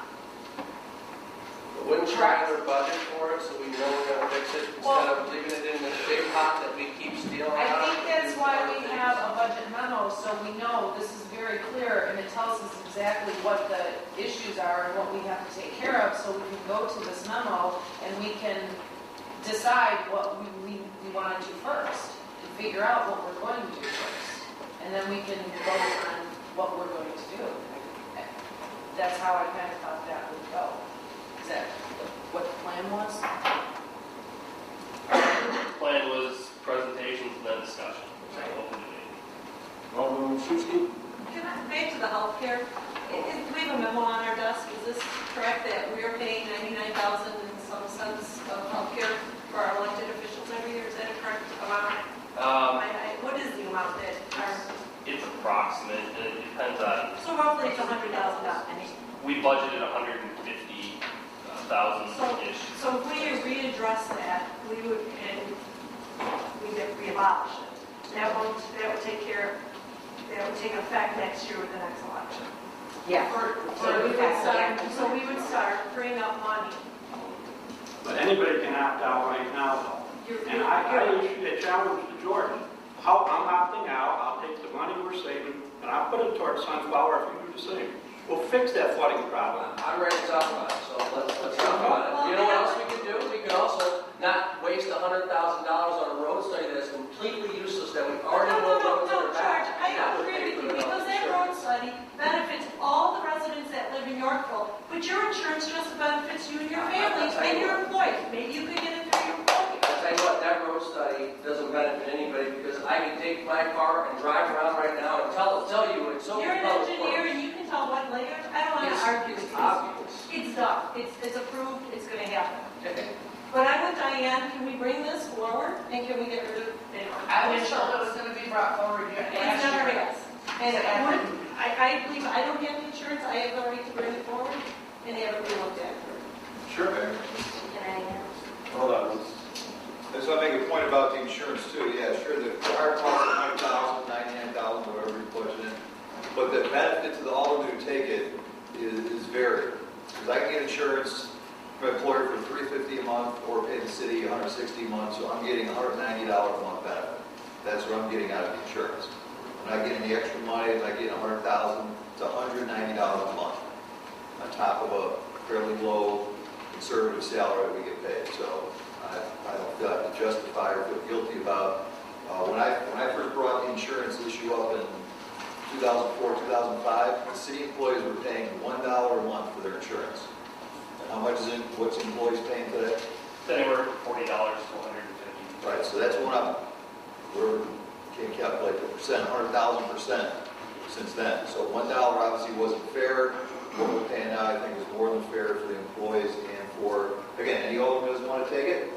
Like Larry said, the money savings goes right in it. That's again up to everybody to vote their conscience. But I don't really, I'm not going to take benefits of the bills. Alderman Spears? I'd like to touch a little bit on health insurance also. I'd like to also explain that this is a politically motivated issue that was carried over from the last administration. And I'd like to now offer the history of the elected officials' participation in the city's health insurance. March 6, 2007, Committee of the Whole meeting, Benefit Renewal and Insurance Program was agenda item 2007-22. A discussion regarding benefits renewal began. Alderman Munns asked about elected officials being covered under the health insurance. And the reason why he asked that is this was discussed many times. Former HR Director Denise Casper stated that elected officials would be eligible based upon working 30 hours per week. She also stated Montgomery and Kendall County offered such programs to their officials. March 13, 2007, City Council meeting. A motion was made by Alderman James to renew contracts for insurance coverage with Blue Cross Blue Shield, MetLife for dental and life, VSB for vision as presented. This was seconded by former Alderman Vesco. Motion approved by a roll call vote, and it was 7-1. A motion was made by Alderman James to authorize that the United City of Yorkville's elected officials shall be eligible to participate in all insurance coverage for city employees. Motion was approved by a roll call vote. April 10th, 2010, special city council meeting. Elected officials present, former Mayor Byrd, Alderman Munns, Galinsky, Gilson, Teeling, Sutcliffe, Munns, and Spears. Bart Olson then explained in detail the changes to the health insurance costs. April 13, 2010, City Council meeting, health insurance renewal. There was a brief discussion by Todd Milliron with public comments regarding the health reimbursement arrangement, HRA, and embedded plans. Former Mayor Byrd requested that Mr. Liberty discuss the health insurance changes as well as the cost. Alderman Teeling asked about the deductibles. The proposal option costs were discussed at length. A motion by former Alderman Sutcliffe to approve a contract with VSB for vision insurance and to approve a contract with Blue Cross Blue Shield for dental and medical insurance with changes to the drug card, a higher deductible PPO plan, with a health reimbursement arrangement. This was seconded by Alderman Munns. Additional discussion by Alderman Flocher, Gilson, Galinsky, Spears, and the former Mayor Byrd, as well as Todd Milliron, continued regarding the drug prescription plan, deductibles, co-pays, the HRA plan. There was a motion to approve the contracts with Blue Cross Blue Shield for medical and dental and VSB for vision, the changes to the drug card, a high deductible PPO plan, and the health reimbursement arrangement was approved by a roll call vote, 8-0. I'm sorry, it was 7-1. I voted present. A motion was made by former Alderman Sutcliffe to approve a resolution approving a health insurance opt-out incentive policy and authorize the mayor and city clerk to execute, seconded by Alderman Teeling. The explanation was, if an individual chooses to opt out of insurance coverage, the city will pay $100 per month, as long as they have proof of other health insurance coverage. Motion to approve the resolution approving the health insurance opt-out was approved by a roll call vote, 8-0. Administration Committee meeting, March 17, 2011. Administrator Olson began reviewing the employee benefit renewal memo, specifically the employee benefit contribution. The proposal would bring into line the amount contributed by families versus employee, employee plus spouse, and employee plus spouse and child. HR manager noted that the greatest change in benefits offered is reflected in copays for medical visits and contributions for prescriptions. Alderman Gilson wanted to know the percentage of employees utilizing HMO versus PPO.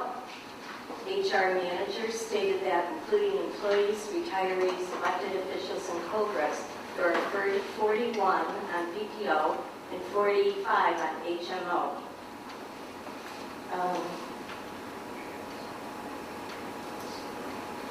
The HR manager noted that a letter from Blue Cross Blue Shield stated that because the city made changes to their plan last year, that prevents any grandfathering.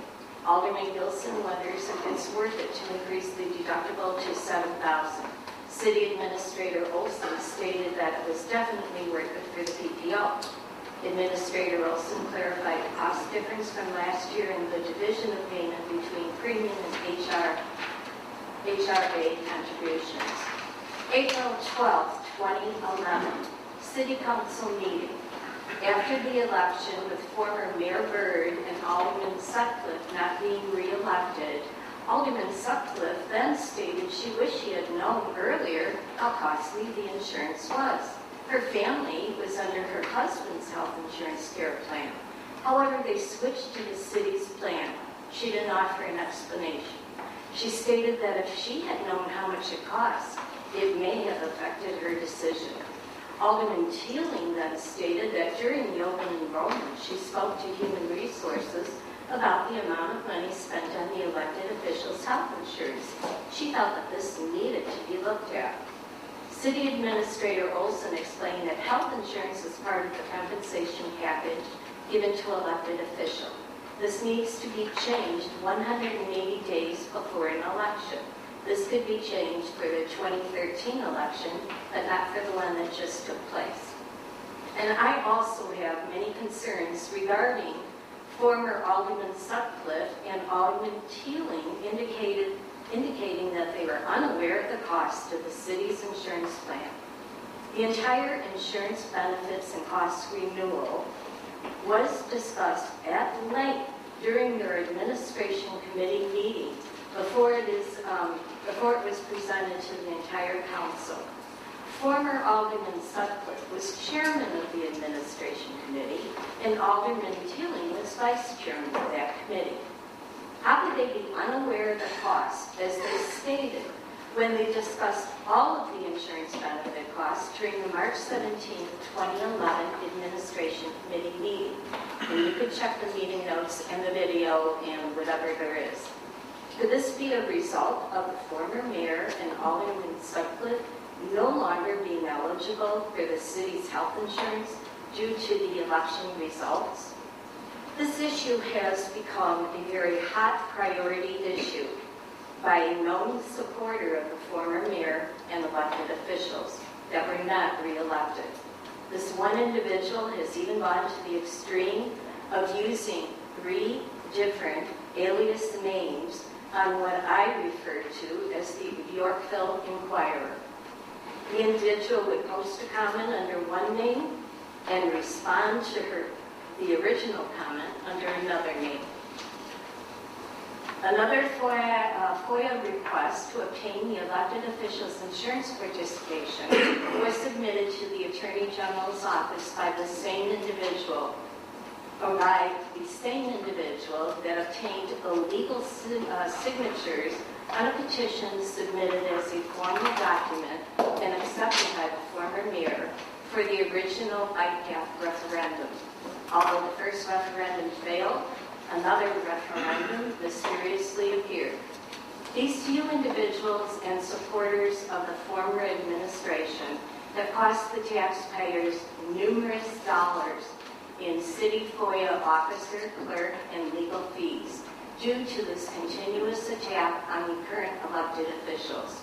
And I would like to also remind everybody, King County, Kendall County, their boards, as well as 29 out of 50 townships, offer health insurance coverage to their elected officials. I recently began a survey of other cities and towns,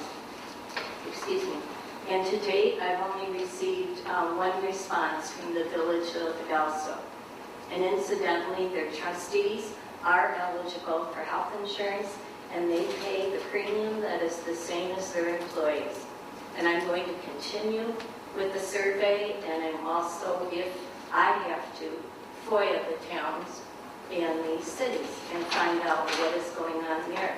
But that is the history, and I think it is politically motivated because people are claiming that they didn't know what the cost was, yet they're chairman of the committee or vice chairman, they're attending the meetings, either they're not doing their job in paying attention to what is being discussed during the meeting, or they have just, like I said, it's politically motivated. Elected officials' health care is a policy decision that we can debate anytime.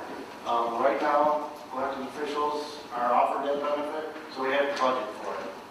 And if that changes, it can come out of the budget. But right now, I think that's a discussion for another day. I'd like to address it because I want it up on the table. I've always been known to take a stance, and I live and die by my stances. So I'm going to address it, that way everybody can hear my input towards health care for elected officials. Sure.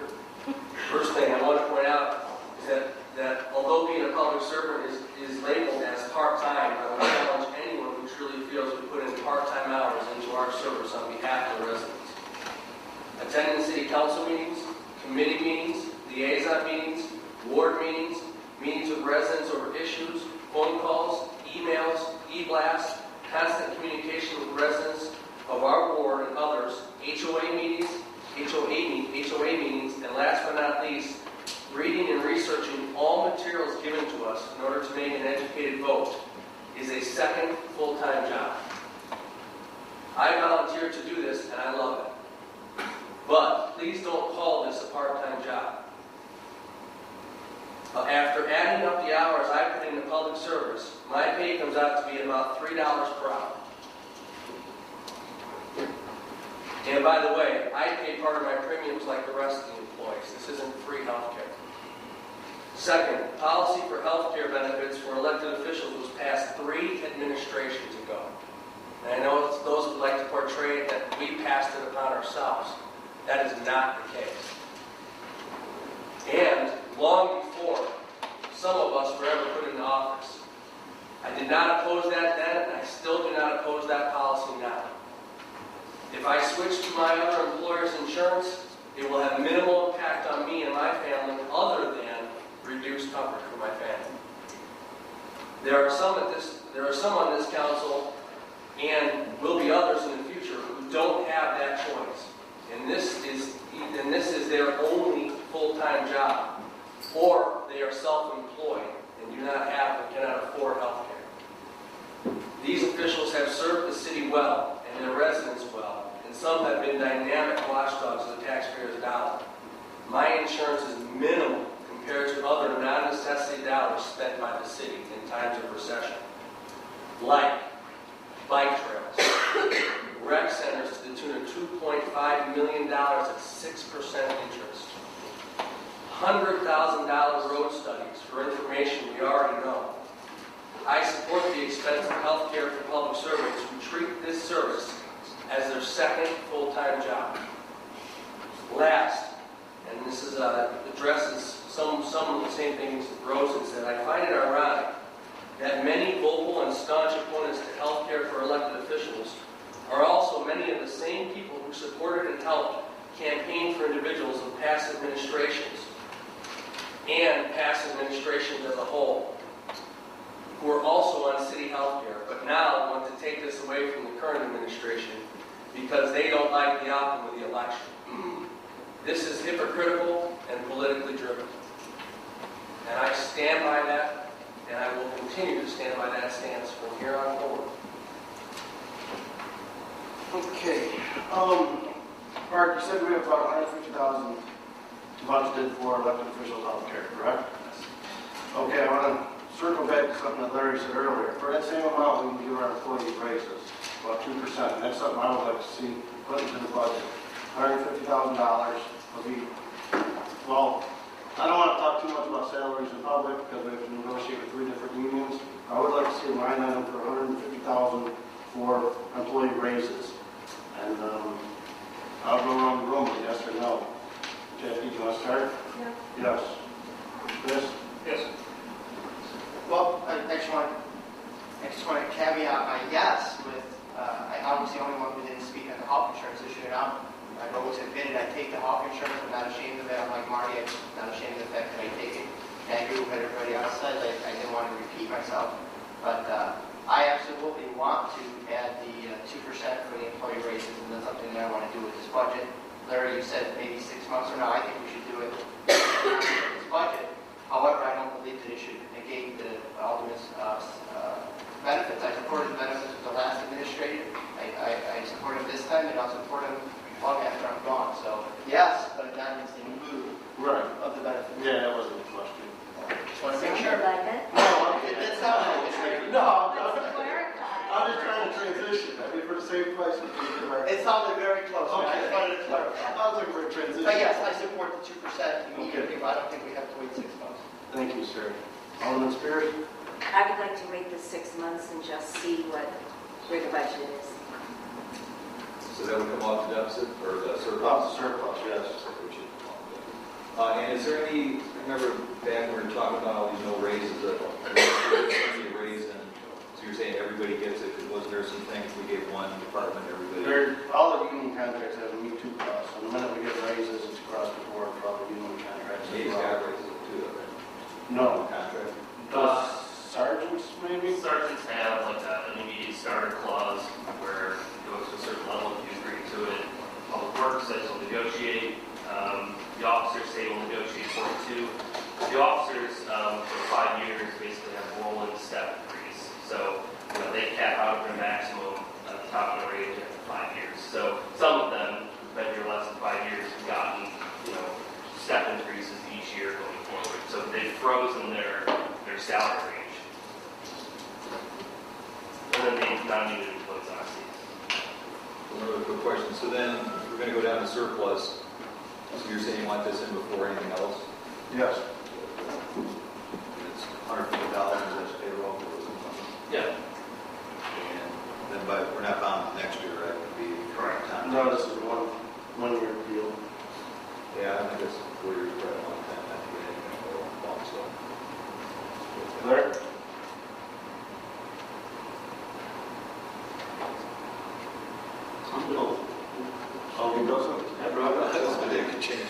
I would like to see how we address some of these other necessities here that are on the list that I think need to be addressed with some of that surplus as well before I can answer. Okay, Diane? I think it's a necessity because we have to go over and we need to do something. Yes, sir. I just want to point out that retention is it's very important, whether it's municipalities or private corporations. I mean, for everybody to leave, we have to train somebody else. We lose productivity from the new individual who comes in and they get up to speed and learn the job. We lose police officers to departments who are paying more money, and police officers are very expensive to train. I mean, I think we have a great staff. I really do. And we need to compensate them for their services. So I do make this very high on my priority list, not only from they deserve it, but also from a cost-benefit analysis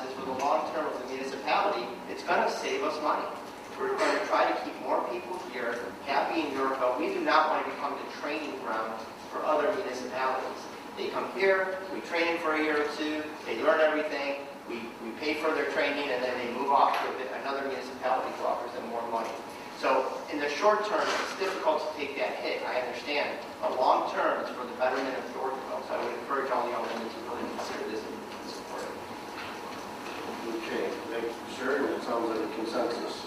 Yes, Alderman. I just want to add one thing. From an historical standpoint, those who remember this, about 10 years ago, we went through a payroll adjustment for almost all our employees, because we were falling so far behind our surrounding communities. At that point, we were taking almost double-digit hits, getting people up to speed. Unfortunately, because of the economy, we haven't been able to give them, and we're falling back into that same situation. So anything we can do to get back on track, I fully support. Okay. A lot of these capital improvements, I agree with Carl said earlier. I mean, we're going to have a surplus. I mean, if these things come forward as we see fit, we can always modify, put things in the budget. And this is a budget document that can be changed. You know, I mean, we can look at it again. When projects become a priority, we can look at them. Yes. Do you want us to can we continue forward with some other issues? Or how do you, or we? Yeah, you can go ahead. Like I said, I wish you would have presented them 2 weeks ago. But go ahead. What else do you have, George? What about the Kennedy Road Trail? If there's a shortfall in that $357,000, where's the shortfall covered in this budget? Hadn't budgeted for it when we produced the document, obviously, that was going to be determined. What is the amount this year? It's like $12,000 or something? 28 or something? Brad, do you remember the cash flow? I think it was somewhere around, the city's worth about $20,000. For fiscal year 13? Yes. Okay. And then I want to say each year after that, it's $10,000 to $20,000 per year until you actually construct it. So which is 2018, 16? Roughly 3 or 4 years out. What is our decision going forward on the Beach or Center Park? It's going to be removed in fiscal year 13 or 14. It says with no plans to replace it. What does the council feel about that? One of my favorite parks. Still the riverfront.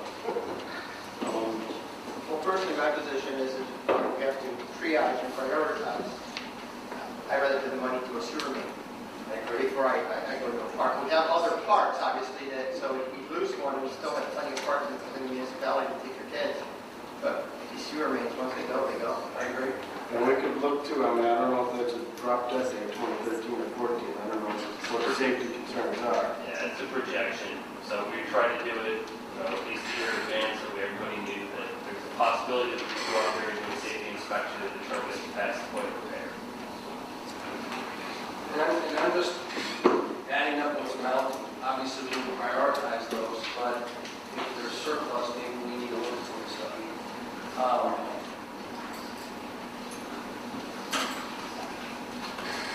Questions on R11 of your memo? The parent mutual tax?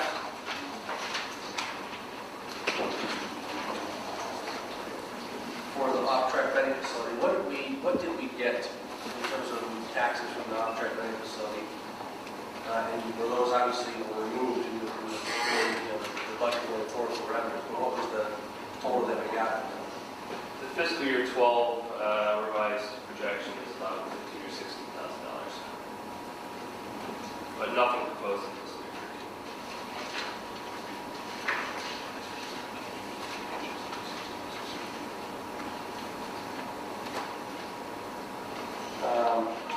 E21 of your note, special engineering services. This line item is for all special unanticipated engineering projects and contracts not covered under the city's normal contract with EDI. Do you feel that that amount in that line item is going to cover that? Yes.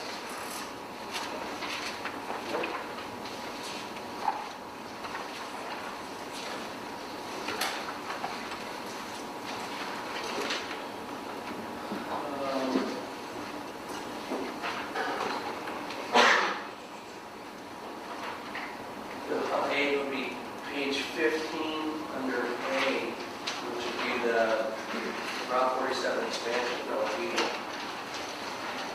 contingencies. The $100,000 budget in each of the next 5 fiscal years represents less than 1% of the yearly expenditures in the general fund. City policy states this line item should be 3 to 5% of yearly expenditures in the general fund. We have not funded this line item to that percentage in several years, and even the $100,000 is greater than the amount budgeted in the past few fiscal years. Can you give examples of some of the contingencies that we may have to spend on? Just this past year, police and city server need to be replaced. In years past, it's been engineering studies, drainage. There might have been some emergency repairs of buildings a few years back. The biggest one, off your budget sheet, would have been fiscal year 0607. We spent $275,000 to purchase the post office. So, do you feel, Bart, that we should move, because in your memo it states that really we should be up from 1% to 3 to 5%? Yeah, and that was actually a typo in the memo. That was something where the memo was drafted first. It says 100,000. Just to clarify, we only have 50,000 actually budgeted each year going forward. So, it is what it is. It's what we think we can afford, and that'll cover our contingency expenses. So I'm just saying we're shorting ourselves several percent. 1% is what we're budgeting, but 3 to 5% is what we think is really going to cover contingencies when we should be planning for. Transfer to citywide capital. The transfer from this general fund to this line item will cover the River Bridge project and payment program study in fiscal year 13 and debt service associated with the in-car road expenses beginning with fiscal year 15. Overall, I guess I just have a comment. I stated this in the past, and I still feel we need to draw from the surplus that we're going to have for our streets. What about our road maintenance program? This wasn't done by this administration. That was limited last administration, but that's still gone. And I don't see anything in here that actually puts that back into play and puts the money there for our road maintenance program. George, once again, to that one, I would recommend that we probably focus more on the sewers than the roads, because if we put in the roads and we have to work on the sewers, now we got to rip out the roads. I mean, I think we've got to start from the bottom up and focus more on the sewer infrastructure, the low water pressure, serving different areas of the community. And once we get the put underground, we can then move to the surface. Otherwise, we're going to spend good money on the roads. Now we got to rip it up to get down to the sewer. Right? It's a slow process. And I'm just going through this because I want to put out the priorities, and then before everybody votes on it, I want everybody to consider all these and the surplus that we're going to have, that we supposedly are going to have. For the sunflower SSA, talks about signing, painting, tree trimming, and landscape planting, and then it talks about the ponds that will need to be dredged. It says an analysis will be completed to figure out exactly when the ponds will need to be dredged. Has that been done? No. That'll be done this year. Will be done this year? So I'm hoping. And if that analysis says that they need to be dredged this year, then what? It won't happen this year. Okay, what about next year? It can't. Then there's max cap on the line. Right. So the analysis will be done this year, we may have to spend money to dredge next year, correct? You won't. Why? I can't, because that's a taxable limit, and I can only go so much on that tax limit for the SSA. Okay. There's a max cap, so it has to be budgeted. Okay, so we have to budget for the dredge. I guess that's what I'm getting at, Eric, is Yep. And that's if that always analysis says we have to dredge, let's say it's next year, we still have to budget Sure. for that. the average life of the fund is much longer before you have to dredge. Okay. Illinois Jobs Now proceeds. The city's received 205 scheduled payments on NFT disbursements from IDOT. Under prior announcements from the governor, we should get 3 additional disbursements of $73,000 in the next 3 fiscal years. However, the third disbursement from the state has not been announced yet, past its deadline already. And correspondence with the high-level state officials has cast doubt on the future disbursements. Thus, we removed all disbursements from the budget. If new disbursements are announced, we would add them into the budget. So, once again, another obligation to the state is shorting us on, and we're having to come up with a shortfall, right?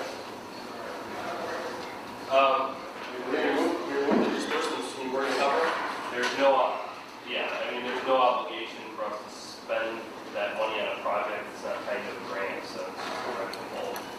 When we took the state disbursements out of the budget, which means we're going to cover the state's disbursements, correct? I wouldn't phrase it as that, no. It's a revenue line item that was created a couple years ago, basically as sort of a gift to the city. It's an additional disbursement, and they withheld it, so we removed it. So, it's not that we had made plans to spend that money, but we're now having to, fund a specific project that has a shortfall. You just pull out the revenue line. Okay. Development fee under Public Works Capital Fund. The line item houses the Public Works impact fee, which is $700 per new residential building permit. We're estimating 35 new housing starts per year for the next 5 years. Which fee, out of curiosity, so I understand the budget a little better, which fee did we reduce or subsidize the $5,000 for the build program? In order, I believe it was water connection fee, sewer connection fee, building permit fee, municipal building impact fee, and public works impact fee was the fifth one. I'm sorry, our water, sewer, building, municipal impact? Yeah, and then public works. So in some of those, it'll never get to that fifth step, might not get to the third step, depending on the value of the fees above. Okay. And under Parks and Rec capital funds, Parks capital fees, there's a sum of 65 new housing starts, which is $50 per unit.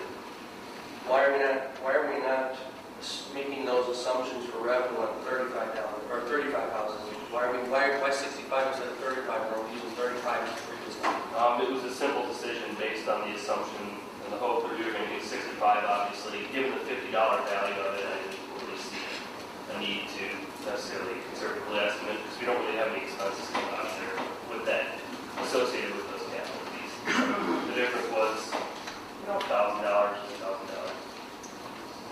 Okay. The water infrastructure fee, we're going to continue on with that $8.25 fee on the bill, correct? Yeah, we'll budget each year going forward. Obviously, the policies in the city council is currently authorized by ordinance. It expires on April 30th, 2012. So in order for it to be put in place again, that needs to be reauthorized by the city council.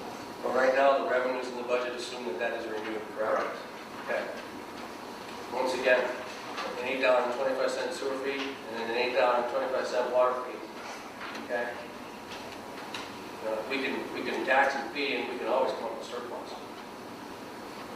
Water connection fees under Can I ask a question? Yes, sure. What would it look like if we took that out? I mean, what would our surplus look like? How much is that? Well, it's in the water fund.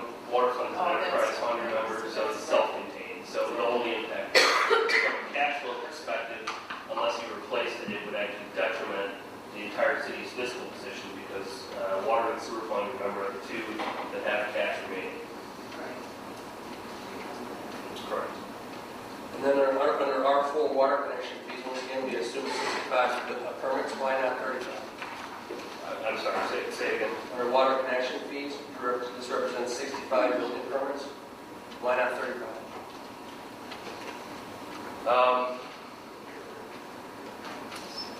Well, the number itself in there is only 35 building permits. The reference would be made to the split between people who are paying 35 and then the people who are paying and then rebating the 30 associated with the building program. So the narrative is that we're assuming 65 building permits, obviously, but that the revenue is only based on 35. Because 30 of it it's revenue neutral to us. Okay, good. So we're assuming from a revenue perspective only 35 units, correct? Equipment under E1. Line item is new in fiscal year 13, includes an incremental replacement for water meters that require manual reads only. The replacement of these meters will allow the city to decrease the need for water meter reader hours in the future. As a comparison, one water meter can read 150 to 250 meters per day. The radio meters can be collected by the hundreds in less than 5 to 10 minutes. I support that. I think that needs to happen. And that's money we should spend and we should budget for. So just for the record, I support that. Is that included in the budget? Yes. Okay. Sewer infrastructure fees. The Route Roy, that's been a topic of discussion amongst many. Rob Roy sewer payments will be made by Centex in fiscal year 13, which leaves $600,000 revenue, $600,000 revenue hole for fiscal year 14. As discussed in E4 and E5 in the water fund above, the city budget cannot withstand a large negative cash flow over the next 5 years without taking out temporary and costly short-term loans. Thus, the sewer infrastructure fee line item represents the creation of this $8.25 per month user fee. This fee would have to go into effect May 1st of 2013 to offset the loss of revenue from the Rob Roy sewer connection fees. Then it says something about the Westbury Village or Caledonia subdivision. If they were to adhere to the Rob Roy sewer agreements, which they didn't, correct? And pay the city their sewer connection fees, this new user fee would not be necessary. Given those developers are not compliant in the past, I do not expect them to make the payments going forward. Why haven't we litigated? Can't answer that one, so. Okay. Last one, the next one, Windhead Bridge sewer recapture. The Windhead Bridge sewer recapture payment is due to the successful landowner in fiscal year 13. This recapture was to recoup the cost of sewer main that is constructed larger than needed by Windhead Bridge. We kind of talked about that in the past. So at this point, we're budgeting for that, correct?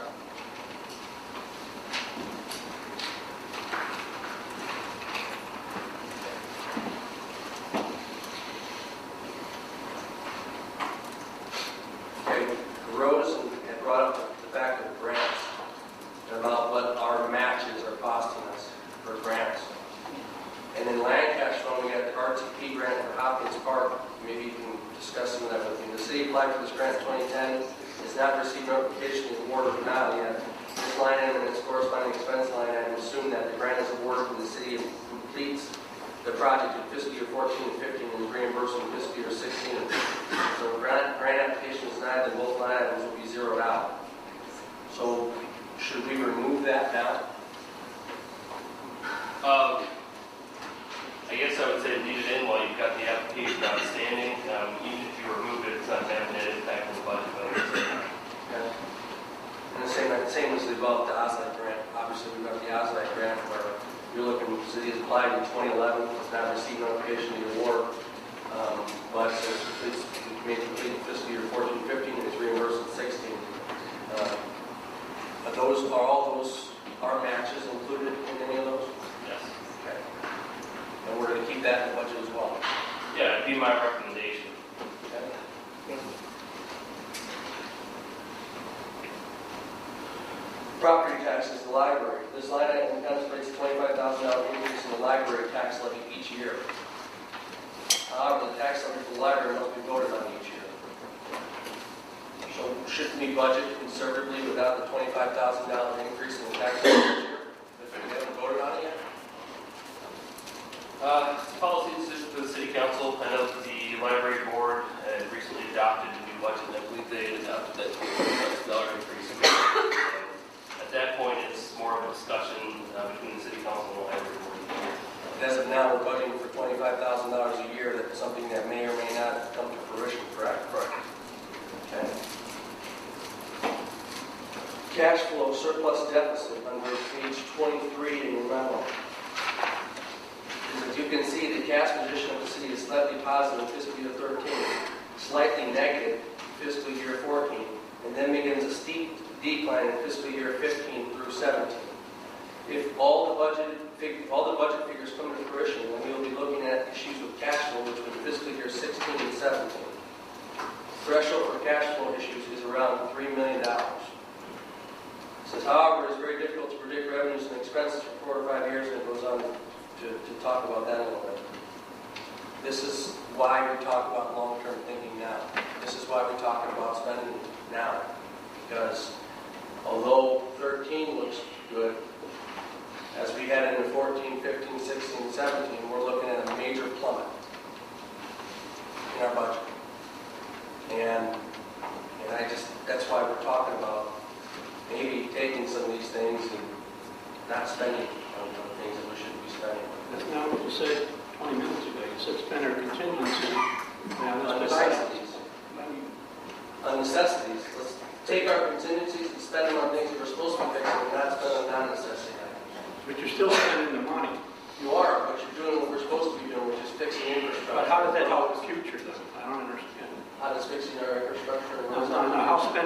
now help our fiscal situation in 2 or 3 years? Spending the money that we have as surplus, instead of saying, hey, look, we look great, we're fixing what the city expects us to fix, and our future actions by not going forward, bike paths and rec centers and things that we can't afford right now, is you can see our debts continue to mount. That's what we're talking about. Makes sense. Guys, please ask to be recognized by the chair, if you don't mind. I have a few other things. How about mosquito control?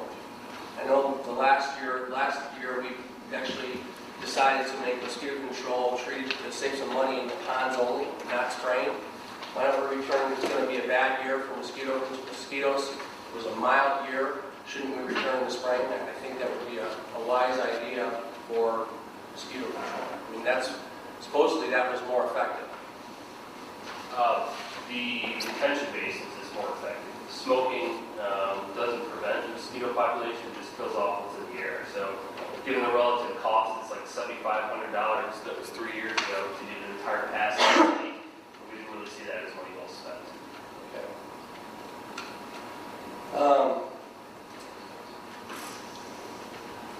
Just a question about the ash trees that we're going to need for the tree replacement program. How many trees are going to be available for replacement? Is it 100 trees? 36. 36 trees for the tree replacement program? And then after that, whoever wants trees replaced, replace their own, right? They can replace their own winter program. We also have a application in for a grant that will replace up to 100 trees, I believe. So we're hoping for that. So I guess my suggestion there is if we only have 36 trees that we could replace in the program, maybe we should look at spending some money on putting trees, making more trees available for that replacement program for our residents. In this application, the residents actually, we do our half is the labor and the installation. So it's a policy decision that you, as a council, would make how many trees you would like. Is there even a budgeted outlay for that? I think there's just an in and out line item, correct? Right. There's not a budgeted outlay. So really we're talking about manpower more than budget. Yeah. And the physical amount of trees available in the area for sale. Manpower would be my. We have to buy those trees up front, though. No. Okay, so those trees are given to us? The residents pay for. Okay. We have checks in right now for September's month. So the 36 trees that are available now in this program, going forward with more trees, if the residents pay for them, why wouldn't you just be able to make more trees? It's just manpower. So the manpower is what we have to budget. Our manpower making more time in the day. How about maintenance costs in this budget? Have we budgeted for any maintenance costs for parks and equipment, shoots, maintenance, repair, sidewalk maintenance and repair, bike paths, other properties, Clark property and dam property maintenance? Most of the features you mentioned are covered by the Parks Department. So there is a line item. There's a couple line items to deal with maintenance costs. And a few of them did go up. Most of that, except was related to potential vehicle repairs, but any increase in maintenance would be absorbed by those line items. Okay, so they will be covered by the Parks Department line items for maintenance? Yes.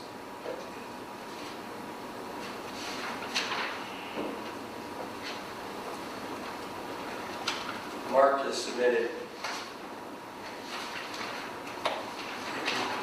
his debt schedule, which I've asked for as well. And when we talk about things in the future, about being able to afford things, those out in the crowd and those that might be looking at these deliberations should really look at this. Because the reason why some of us are so staunchly opposed on not spending on necessity items is because of where we're headed. It's very important that you understand out there what happens in years fiscal year 14 and forward. It looks good in 13, but 14 and forward look very bad. I just want to point that out to people that might wonder why we oppose some of these things.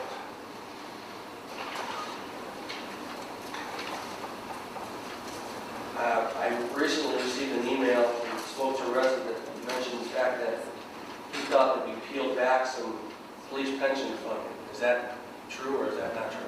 From what we originally voted on? In other words, the funding that we agreed we would fund, the pension that we voted on, the funding more police pension fund, they mentioned that was peeled back. Is that true? Okay, it would have been, When you cut the budget last night, it was $75,000 more, which is going to be put in the police pension. And as I recall, the council voted in the reduction of the budget to not fund that additional $75,000 for the police pension, as I recall. That was last year. Right. Right. But if we haven't peeled anything back, we're still putting the same amount of funding into the pension that we originally voted on, or has that been peeled back? That's the only one I'm talking about is that. Last year, I got that last year, and our year straight. the tax levy is voted on each December, so we budget for whatever is approved in the tax levy. So, as a result of one of the calculations, resulted in a decrease in that estimate, I suppose so. I don't recall. Sorry. Should have a distinction, I guess, between tax levy and budget. I was talking about budget, not tax levy. I'm sorry, no, I misunderstood. I was talking about the budget, not the tax levy. The tax levy budgets a specific amount for the police in the tax levy. I was referring to the budget, not the tax levy. The city's police pension, the city's police pension program is funded by property taxes. So when you said that December each year, we just plug that number into the budget. So if it was debated at that time and cut by council, then that was a decision made by city council. I don't recall specifically, but. And right, whatever we get in from tax levy proceeds goes directly to the police pension fund. Right. You'll see that come in as a revenue line item and see it go out on the police side, and the numbers would match. So Rob, if it's funded by the property taxes, and we're taking a 30% reduction in property taxes on the city's part of the issue, is that any impact on the pension? No. No. Can I ask a question? Sure. Have we built up the shortfall in the police pension fund? Yes, if you look at the future fiscal years that we, that fiscal year 2016, if I recall correctly, by state law, we have it fully funded based on the actuarial evaluation, and we have that in the budget, so. It is in the budget right now. Correct.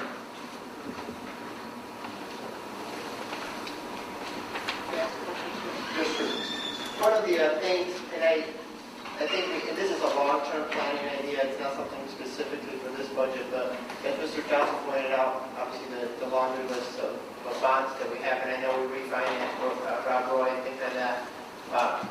Have we looked at the possibility of refinancing our other bonds? Obviously, because it would be a one-for-one, so we have the same revenue stream, interest rates. So we're still monitoring that. If one pops up that would be advantageous. Right. Okay, I just want to make sure we're keeping our feelers out there for better bond rates. We have two financial advisors that call council, because they only make their money when it's retirement. So they're on top of it before you can even say the name of the issue. Okay. Should we make a policy decision to refinance the countryside tip now then, from a budgetary perspective? No. Question about the YPSD collection fee, or excuse me, the garbage surcharge. Actually, this is not the garbage surcharge. This is line item 010044-004405 YPSD collection. Why the huge increase from $120,000 to $150,000 in that collection fee? Based on the cost of actually providing services to them for billing. So we've already provided them with an invoice and we're discussing it. So that'll be our new cost.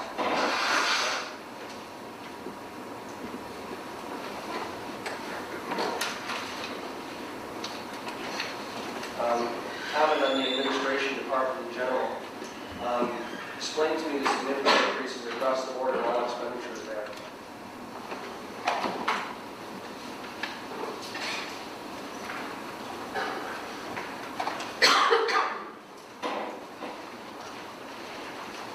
You look at your fiscal year 13, it's higher than we've had since 2010, and it continues to rise from there. Sure. The main reason is from 12 to 13, you added health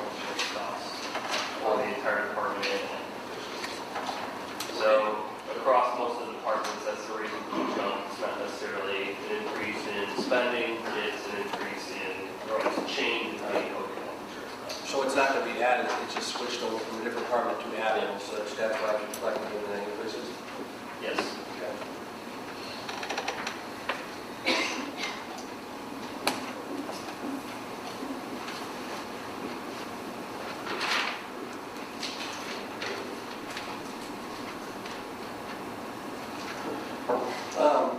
Training and conferences, I noticed we've added those back in for, on a throughout the grand scale, before we kind of cut out, and we said no training and conferences other than what was necessary to receive certifications.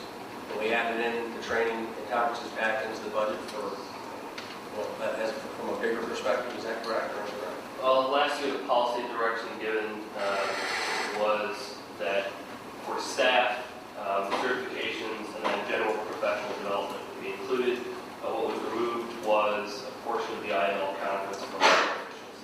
So we made the same proposal this year that we did last year. So a certain amount of professional development for staff members, certification costs obviously, and then the IML conferences. There's enough money to go to the IML conference. Whether or not that's money that actually gets spent on that is a different story in this policy. So we added back in the IML travel and expenses for aldermen and everybody. You've added enough money to go to the IML conference, yes. And I oppose that. I don't think we should do that at this time. I think we need to put in travel and lodging for employees for certifications, things that they need to get certified. But I don't think we need to go to IML. So, all of us.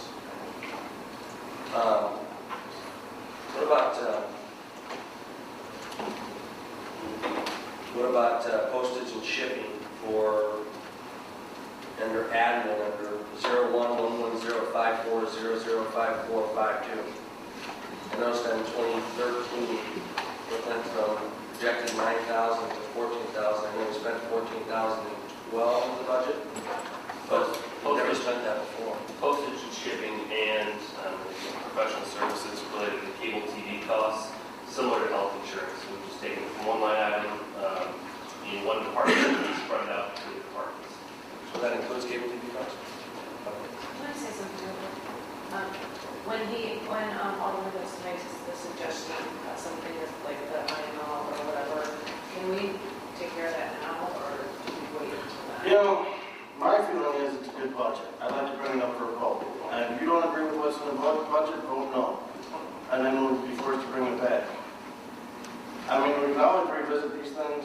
I mean, this is what the staff feels is a good budget, I feel is a good budget. If the majority here doesn't feel that way, then we can bring it back. Another thing I'd like to add is that we're looking at fiscal year 13. Anything after that is highly speculative and based on very conservative assumptions. You know, I can guarantee you if I'm sitting here in years 15, 16, and 17, what's being presented tonight is not going to look like what's presented then. So what else do you have, George? And it'd be nice to wrap this up. Well, you know what, if that's the philosophy is we don't agree with everything in the budget, vote no, then I guess there's really no sense in going forward. We're not gonna discuss each line item and suggestion as it comes to a proposal.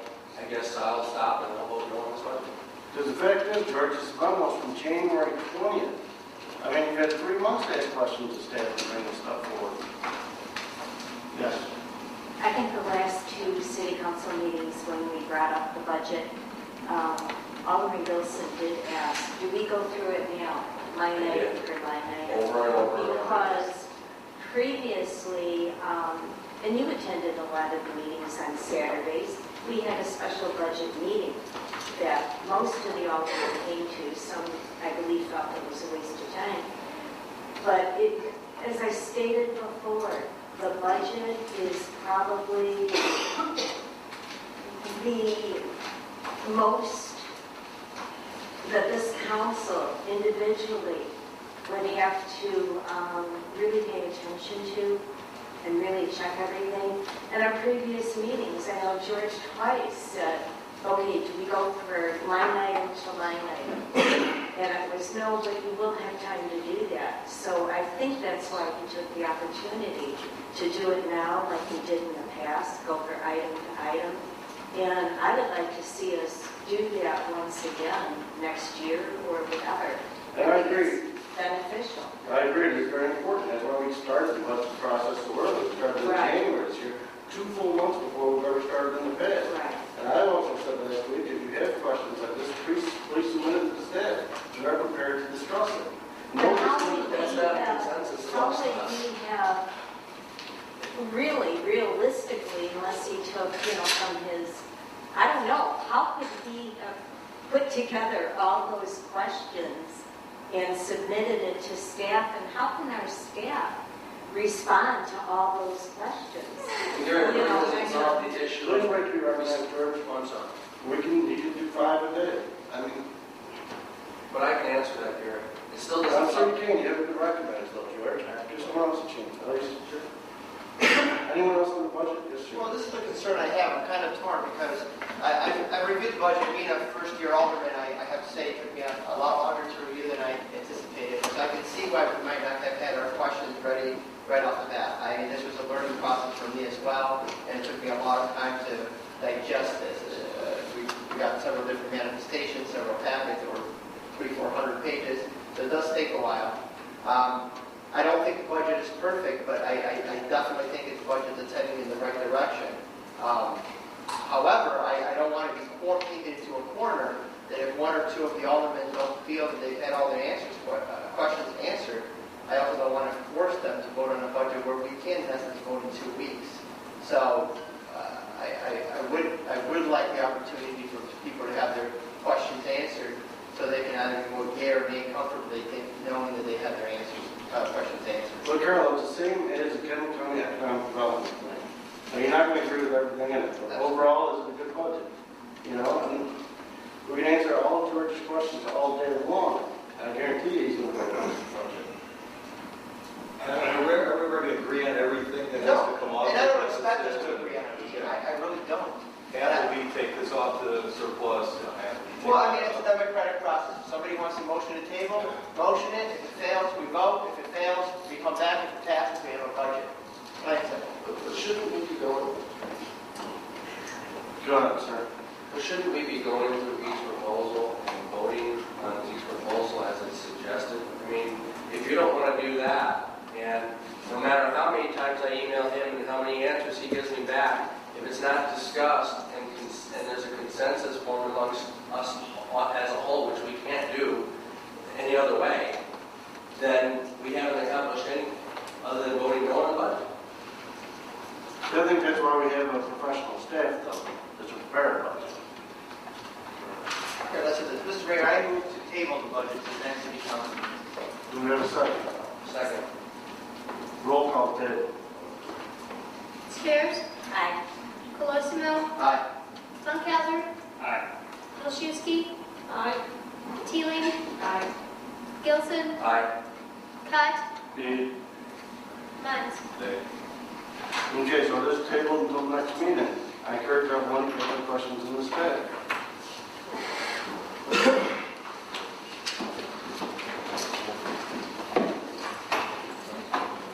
Next on the agenda is Foxwell and Sunflower State SSA for mowing and maintenance bid award. So I'll entertain a motion to award the contract for Foxwell and Sunflower State SSA mowing and maintenance to the TNC Group Limited as presented.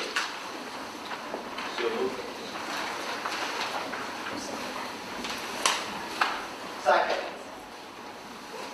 Do we have questions or comments on Foxwell and Sunflower SSA? What does that compare to last year's? Cheaper. Cheaper per year last year's, how much? I believe it was $26 for Costco last year. This company came in at $20 per year. As long as they kind of maintain what they were trying to bare bones, but it was still adequate coverage. Sunflowers are safe. Yes.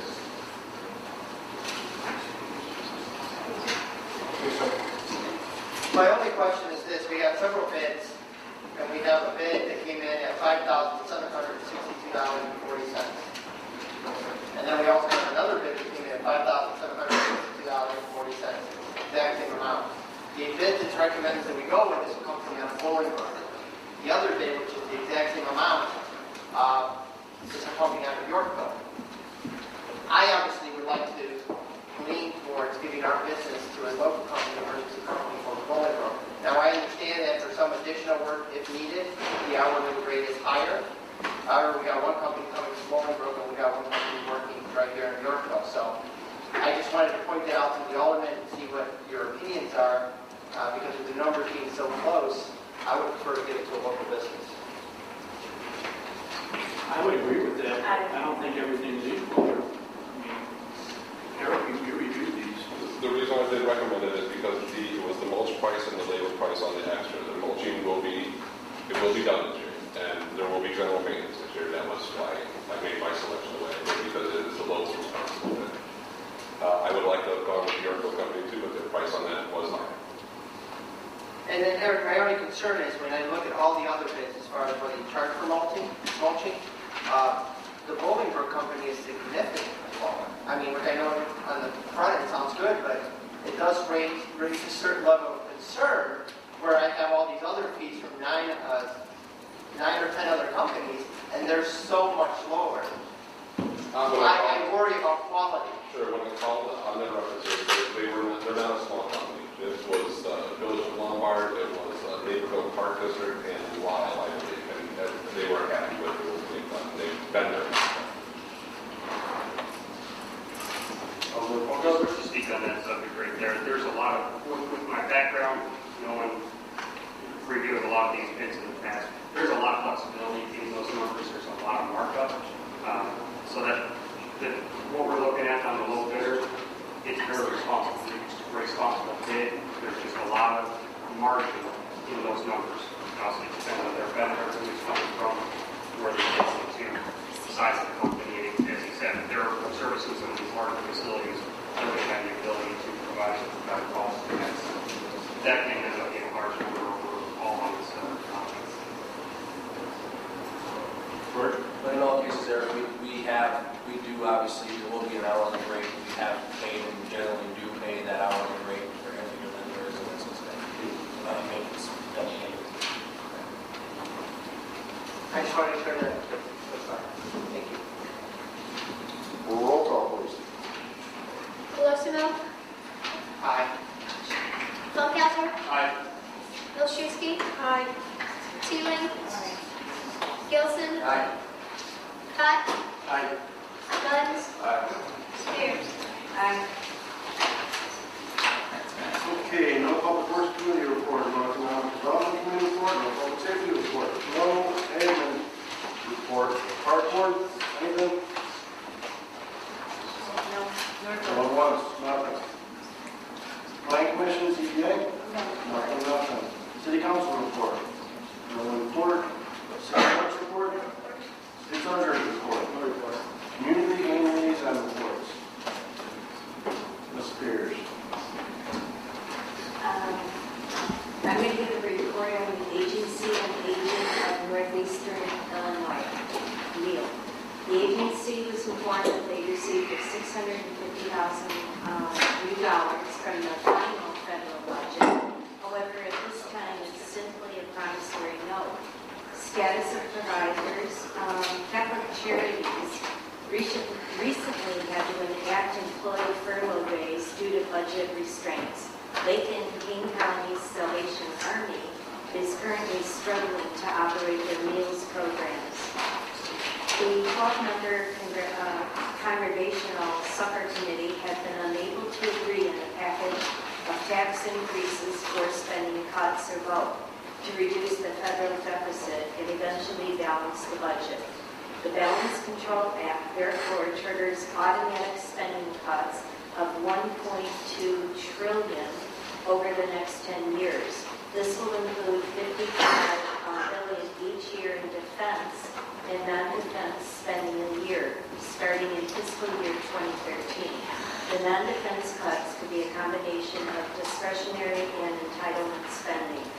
Medicaid, CHIP, Social Security, SSI, most Medicare, veterans benefits, and some other means testing programs, federal retirements and tax credits would be exempt, but Medicare payments to providers and insurance plan would be subject to cuts.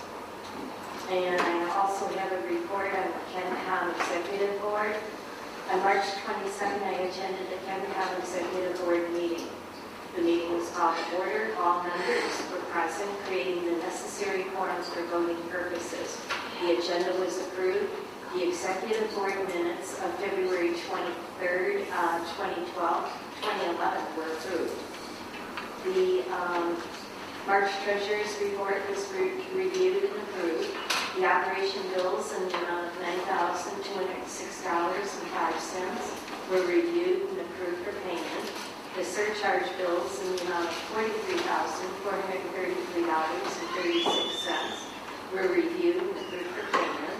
The Executive Director Ferris requested that the board approve additional anticipated expenses for the lower level facility, purchase of improved mounting hardware for the busy lamp display, purchase of replacement Spectacom net clock display, associated power supply for the dispatch room, purchase of microwave and refrigerator for the local level break room, cost not to exceed $1,400. After a brief discussion, the motion included buy local if prices are close.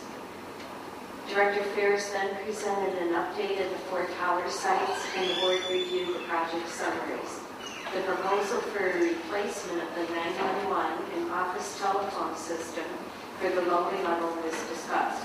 There are 3 components to the system. They include a new 911 phone system for the dispatch positions at both dispatch centers, recording equipment for both dispatch centers, a new administrative phone system for the CENTCOM offices at the Public Safety Center.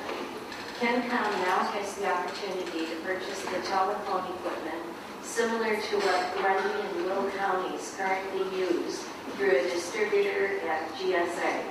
This system would be compatible with Grundy and Will counties as well as Phase 2. In addition, there may be an opportunity to share resources for maintenance through the other counties at a substantial savings to CENTCOM. Larry Nelson reported to the county board, the county board made minor changes and unanimously approved the lower level lease agreement between Kent County and CENTCOM. The county's attorney will review the minor changes made to the lease, and it will be submitted to the CENTCOM board. I indicated that our attorney and our city council would need to review the lease before I can vote on it. Larry Nelson said our council does not need to approve the lease agreement. He further stated that is why CENTCOM has a board of directors. They are supposed to vote on behalf of their municipalities. This procedure was discussed, and it was decided there would be a 30-day cycle before the board would have to vote. And Plano also agreed that he would have to bring the information back to his council as well as attorney. Chairman Whittick informed the board that he received a call from County Board Chairman Purcell mentioning the premature discussion of possibly creating a separate, standalone entity for CENTCOM, the Forest Reserve District, Health and Human Services, and Animal Control. Each entity would be responsible for their own employees' insurance, pensions, and unemployment. Currently, the 4 entities are under the same ID number as the county. The board questioned if this is established, would it cost the residents more, and would there be less services provided? CENTCOM Executive Director stated effective May 31st, 2012, CENTCOM will no longer copy and fax CAD tickets or reports that are available through iStatus. iStatus has been available to CENTCOM agencies for status screens, local viewing, and printing of CAD reports. Currently, CENTCOM prints, faxes, and then immediately shreds the tickets after they're faxed. And as a reminder, effective August 31st, 2012, CENTCOM will no longer monitor alarms. Total income police, fire, and EMS calls for all departments for the month of February were 8,339. Total 911 calls were 2,662, and 911 cell calls were 75% of all calls received. And to backtrack to if they do stand alone with a fuller, different headcount force reserve, then nobody ever answered whether it's going to cost the residents more and whether there's going to be less services provided. And this is something that apparently State's Attorney Eric Weiss just brought forward. I don't know where it's coming from. Very briefly, something that was mentioned during the budget discussions about the library is the library liaison. They have been actually very grateful to the city for working with them and restructuring their budget, and they have, they're not happy about it, but they voiced their agreement that they will stick to the $25,000 a year increment until further notice. Obviously, there's nothing bound to that. They can change their minds tomorrow, and in speaking with them, they have made that representation to me as the liaison, so I just wanted to make that clear so the council members knew where the library currently stands. Thank you. Another liaison reports. Yes, Ms. Dean. I would like to report on Crystal Path. 43 Power of One, if you remember, that's the teams, each person raises $1,000, each team raises $1,000. We have 43 commitments, that's $43,000 that has been pledged to come in by July 5th. We're working on getting more. We want to raise that to 100. There's been several events that have been held. One at Whitewater Ice Cream was very positive. I can tell you this, that Robin wrote up 300 tickets for people that came to Whitewater Ice Cream last Tuesday, because she pledged 50 cents for every ticket that she wrote up for customers. So she sent in $150, plus there was a jar there for money, and that had another $167. So that event, that night was $324 or something like that. I don't have the exact numbers, but it was a lot. I mean, it was really great for one night that her ice cream store raised that much money for Push for the Path. Tonight there was an event, and 300 tickets were raised. That's pretty awesome. That 300 families or individuals went to her ice cream place. So we know that we have support on this Push for the Path. Today there was an event at Patelli's. I was there for several hours this afternoon. The place was packed. All Push for the Path supporters, am I right? Yes. Packed. They were paying 25% of the tickets went to Push for the Path of whoever brought in a receipt or a flyer. So I don't have numbers on that yet because it just happened today. It just ended at 8 o'clock. And also on April 13th, there is an event at Cobblestone, and it is going to be awesome. It's going to have 2 bands, a wine tasting, and word on the street is that Van Emmen, that section right there at 47 and the alley will have to be closed off because she can't fit that many people in her store because this is going to be a great event. $10 of every ticket sold goes to Push for the Path. She's hoping to sell at least 100 tickets, but she printed up 200. And so if you need tickets, I have some.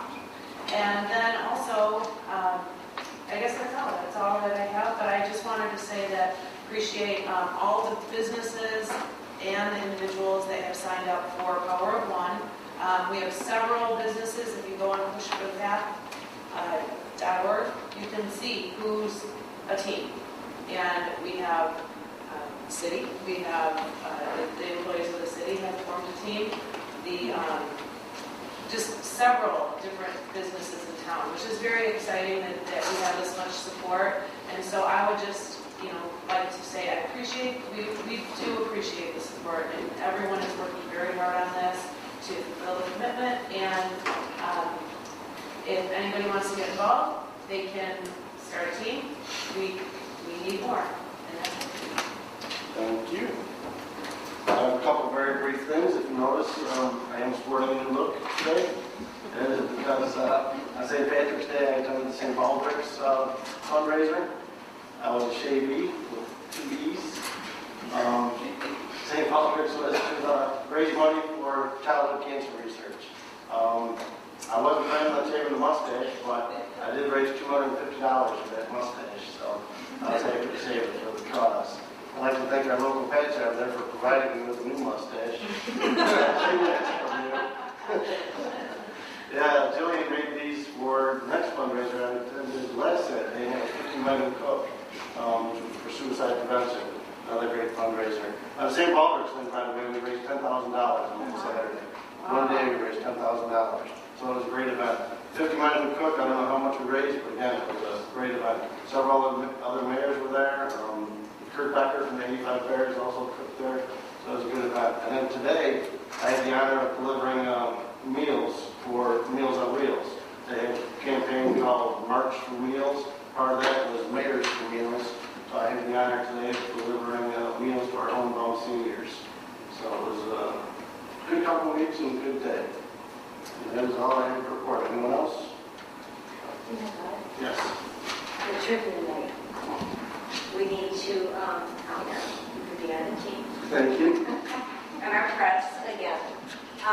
There's going to be a trivia night that is now presented by the Kendall County Association of Chief of Police. And once again, it's going to be held at the American Legion in Oswego on June 9th.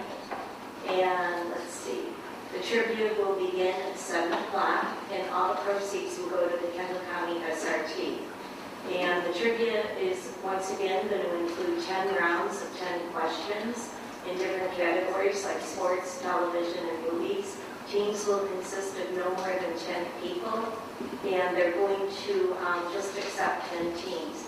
So if you are interested, I would ask you to contact the Oswego Police Department and get your teams in there, your names in there, because it's filling up quickly.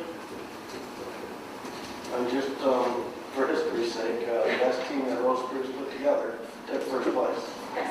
So we put together another good team. Thank you. Okay, do we have any staff reports? No report. Any additional business? Thank you. Sorry.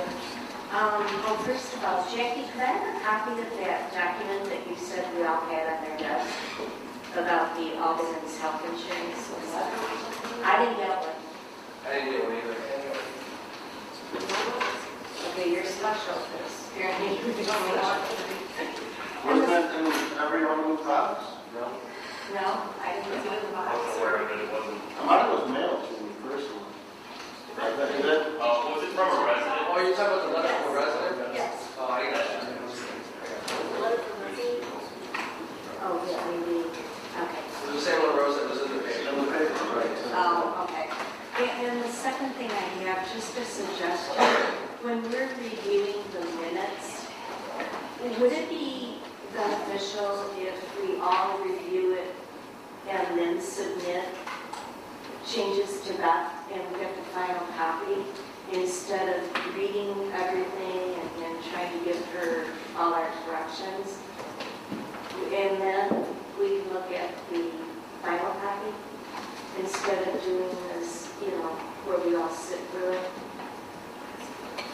I don't know. I mean, I don't know would either. that be easier? I'm in favor of doing anything, so we won't have to sit here and make all those corrections. Well, that's what I mean. I mean, just send them to her and maybe she can do the corrections and we can get like the draft copy.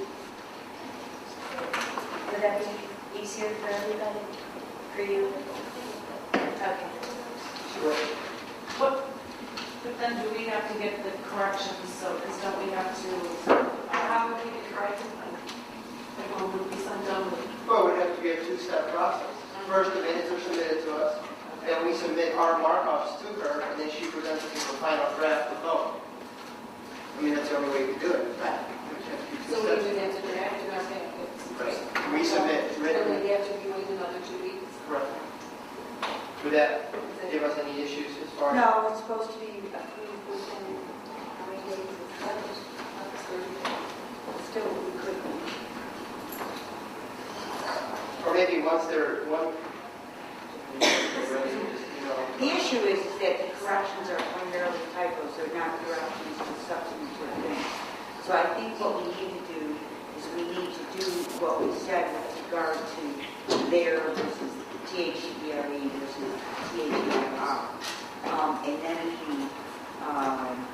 those kinds of corrections, we should do it at the meeting, anything of substance, so that rather than doing verbally, just handing to them the corrections, typos, misspoken words, do you know what I'm saying? And then leave our comments to substantive report. And everyone will have to get a copy of the corrections too. Then you give them a final copy back. But verbally, you should bring up at an open meeting any change other than typo. Or you know what I'm talking about. Grammatical error, what are they, there, whatever. Homophones. Right. They sound the same. They're different words. Is it homophone? That they were homonyms. But anyway, that's what I'm talking about. They're homonyms. Those types of corrections submit, and then verbally correct any substance. And then let's do it the way we're doing it now, with the understanding that you'll submit to them between when you make your packet on Friday and the Tuesday night meeting to correct. And you'll have to resubmit them. We can still approve them just like we do now. I think we should approve all the corrections. I think we have all the corrections are anyway. So that's clear, you know what I'm saying? I mean, what if we give her something and you're still in something? Do you know what I'm going with it? Do we just, all the corrections are made? Well, let's try to get them, give them to her, get a draft of them. Your suggestion is we get them, we make our changes, we get them back to her, and then We could write that, changes. all right, now we'll risk the 30 days, statutory rule, and see if you can do it within 30 days. You can't lose the first week of the month. That was not me. I usually get them done the very next week, that half day, so, not to get them in until I'm sick, because I normally get them in right in the next packet, but if I don't get them in until a month later, that was not they would be late, but I don't get them in until. If you're okay with how it's going now. I prefer what you said, but I don't know.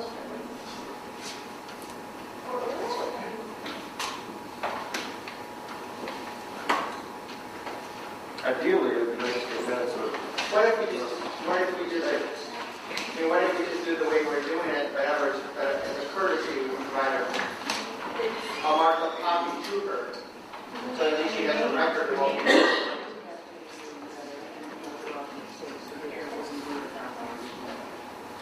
There's a class or something that we could sign up for, if you haven't paid for it.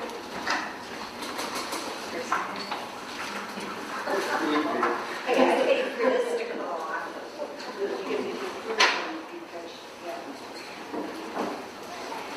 Okay, anything else in revision for this? For the record, homophones are words that sound alike with different meanings. For example, I, and I. Okay. We do have to have the executive session, correct? Mr. Olson? Yes. One quick executive session.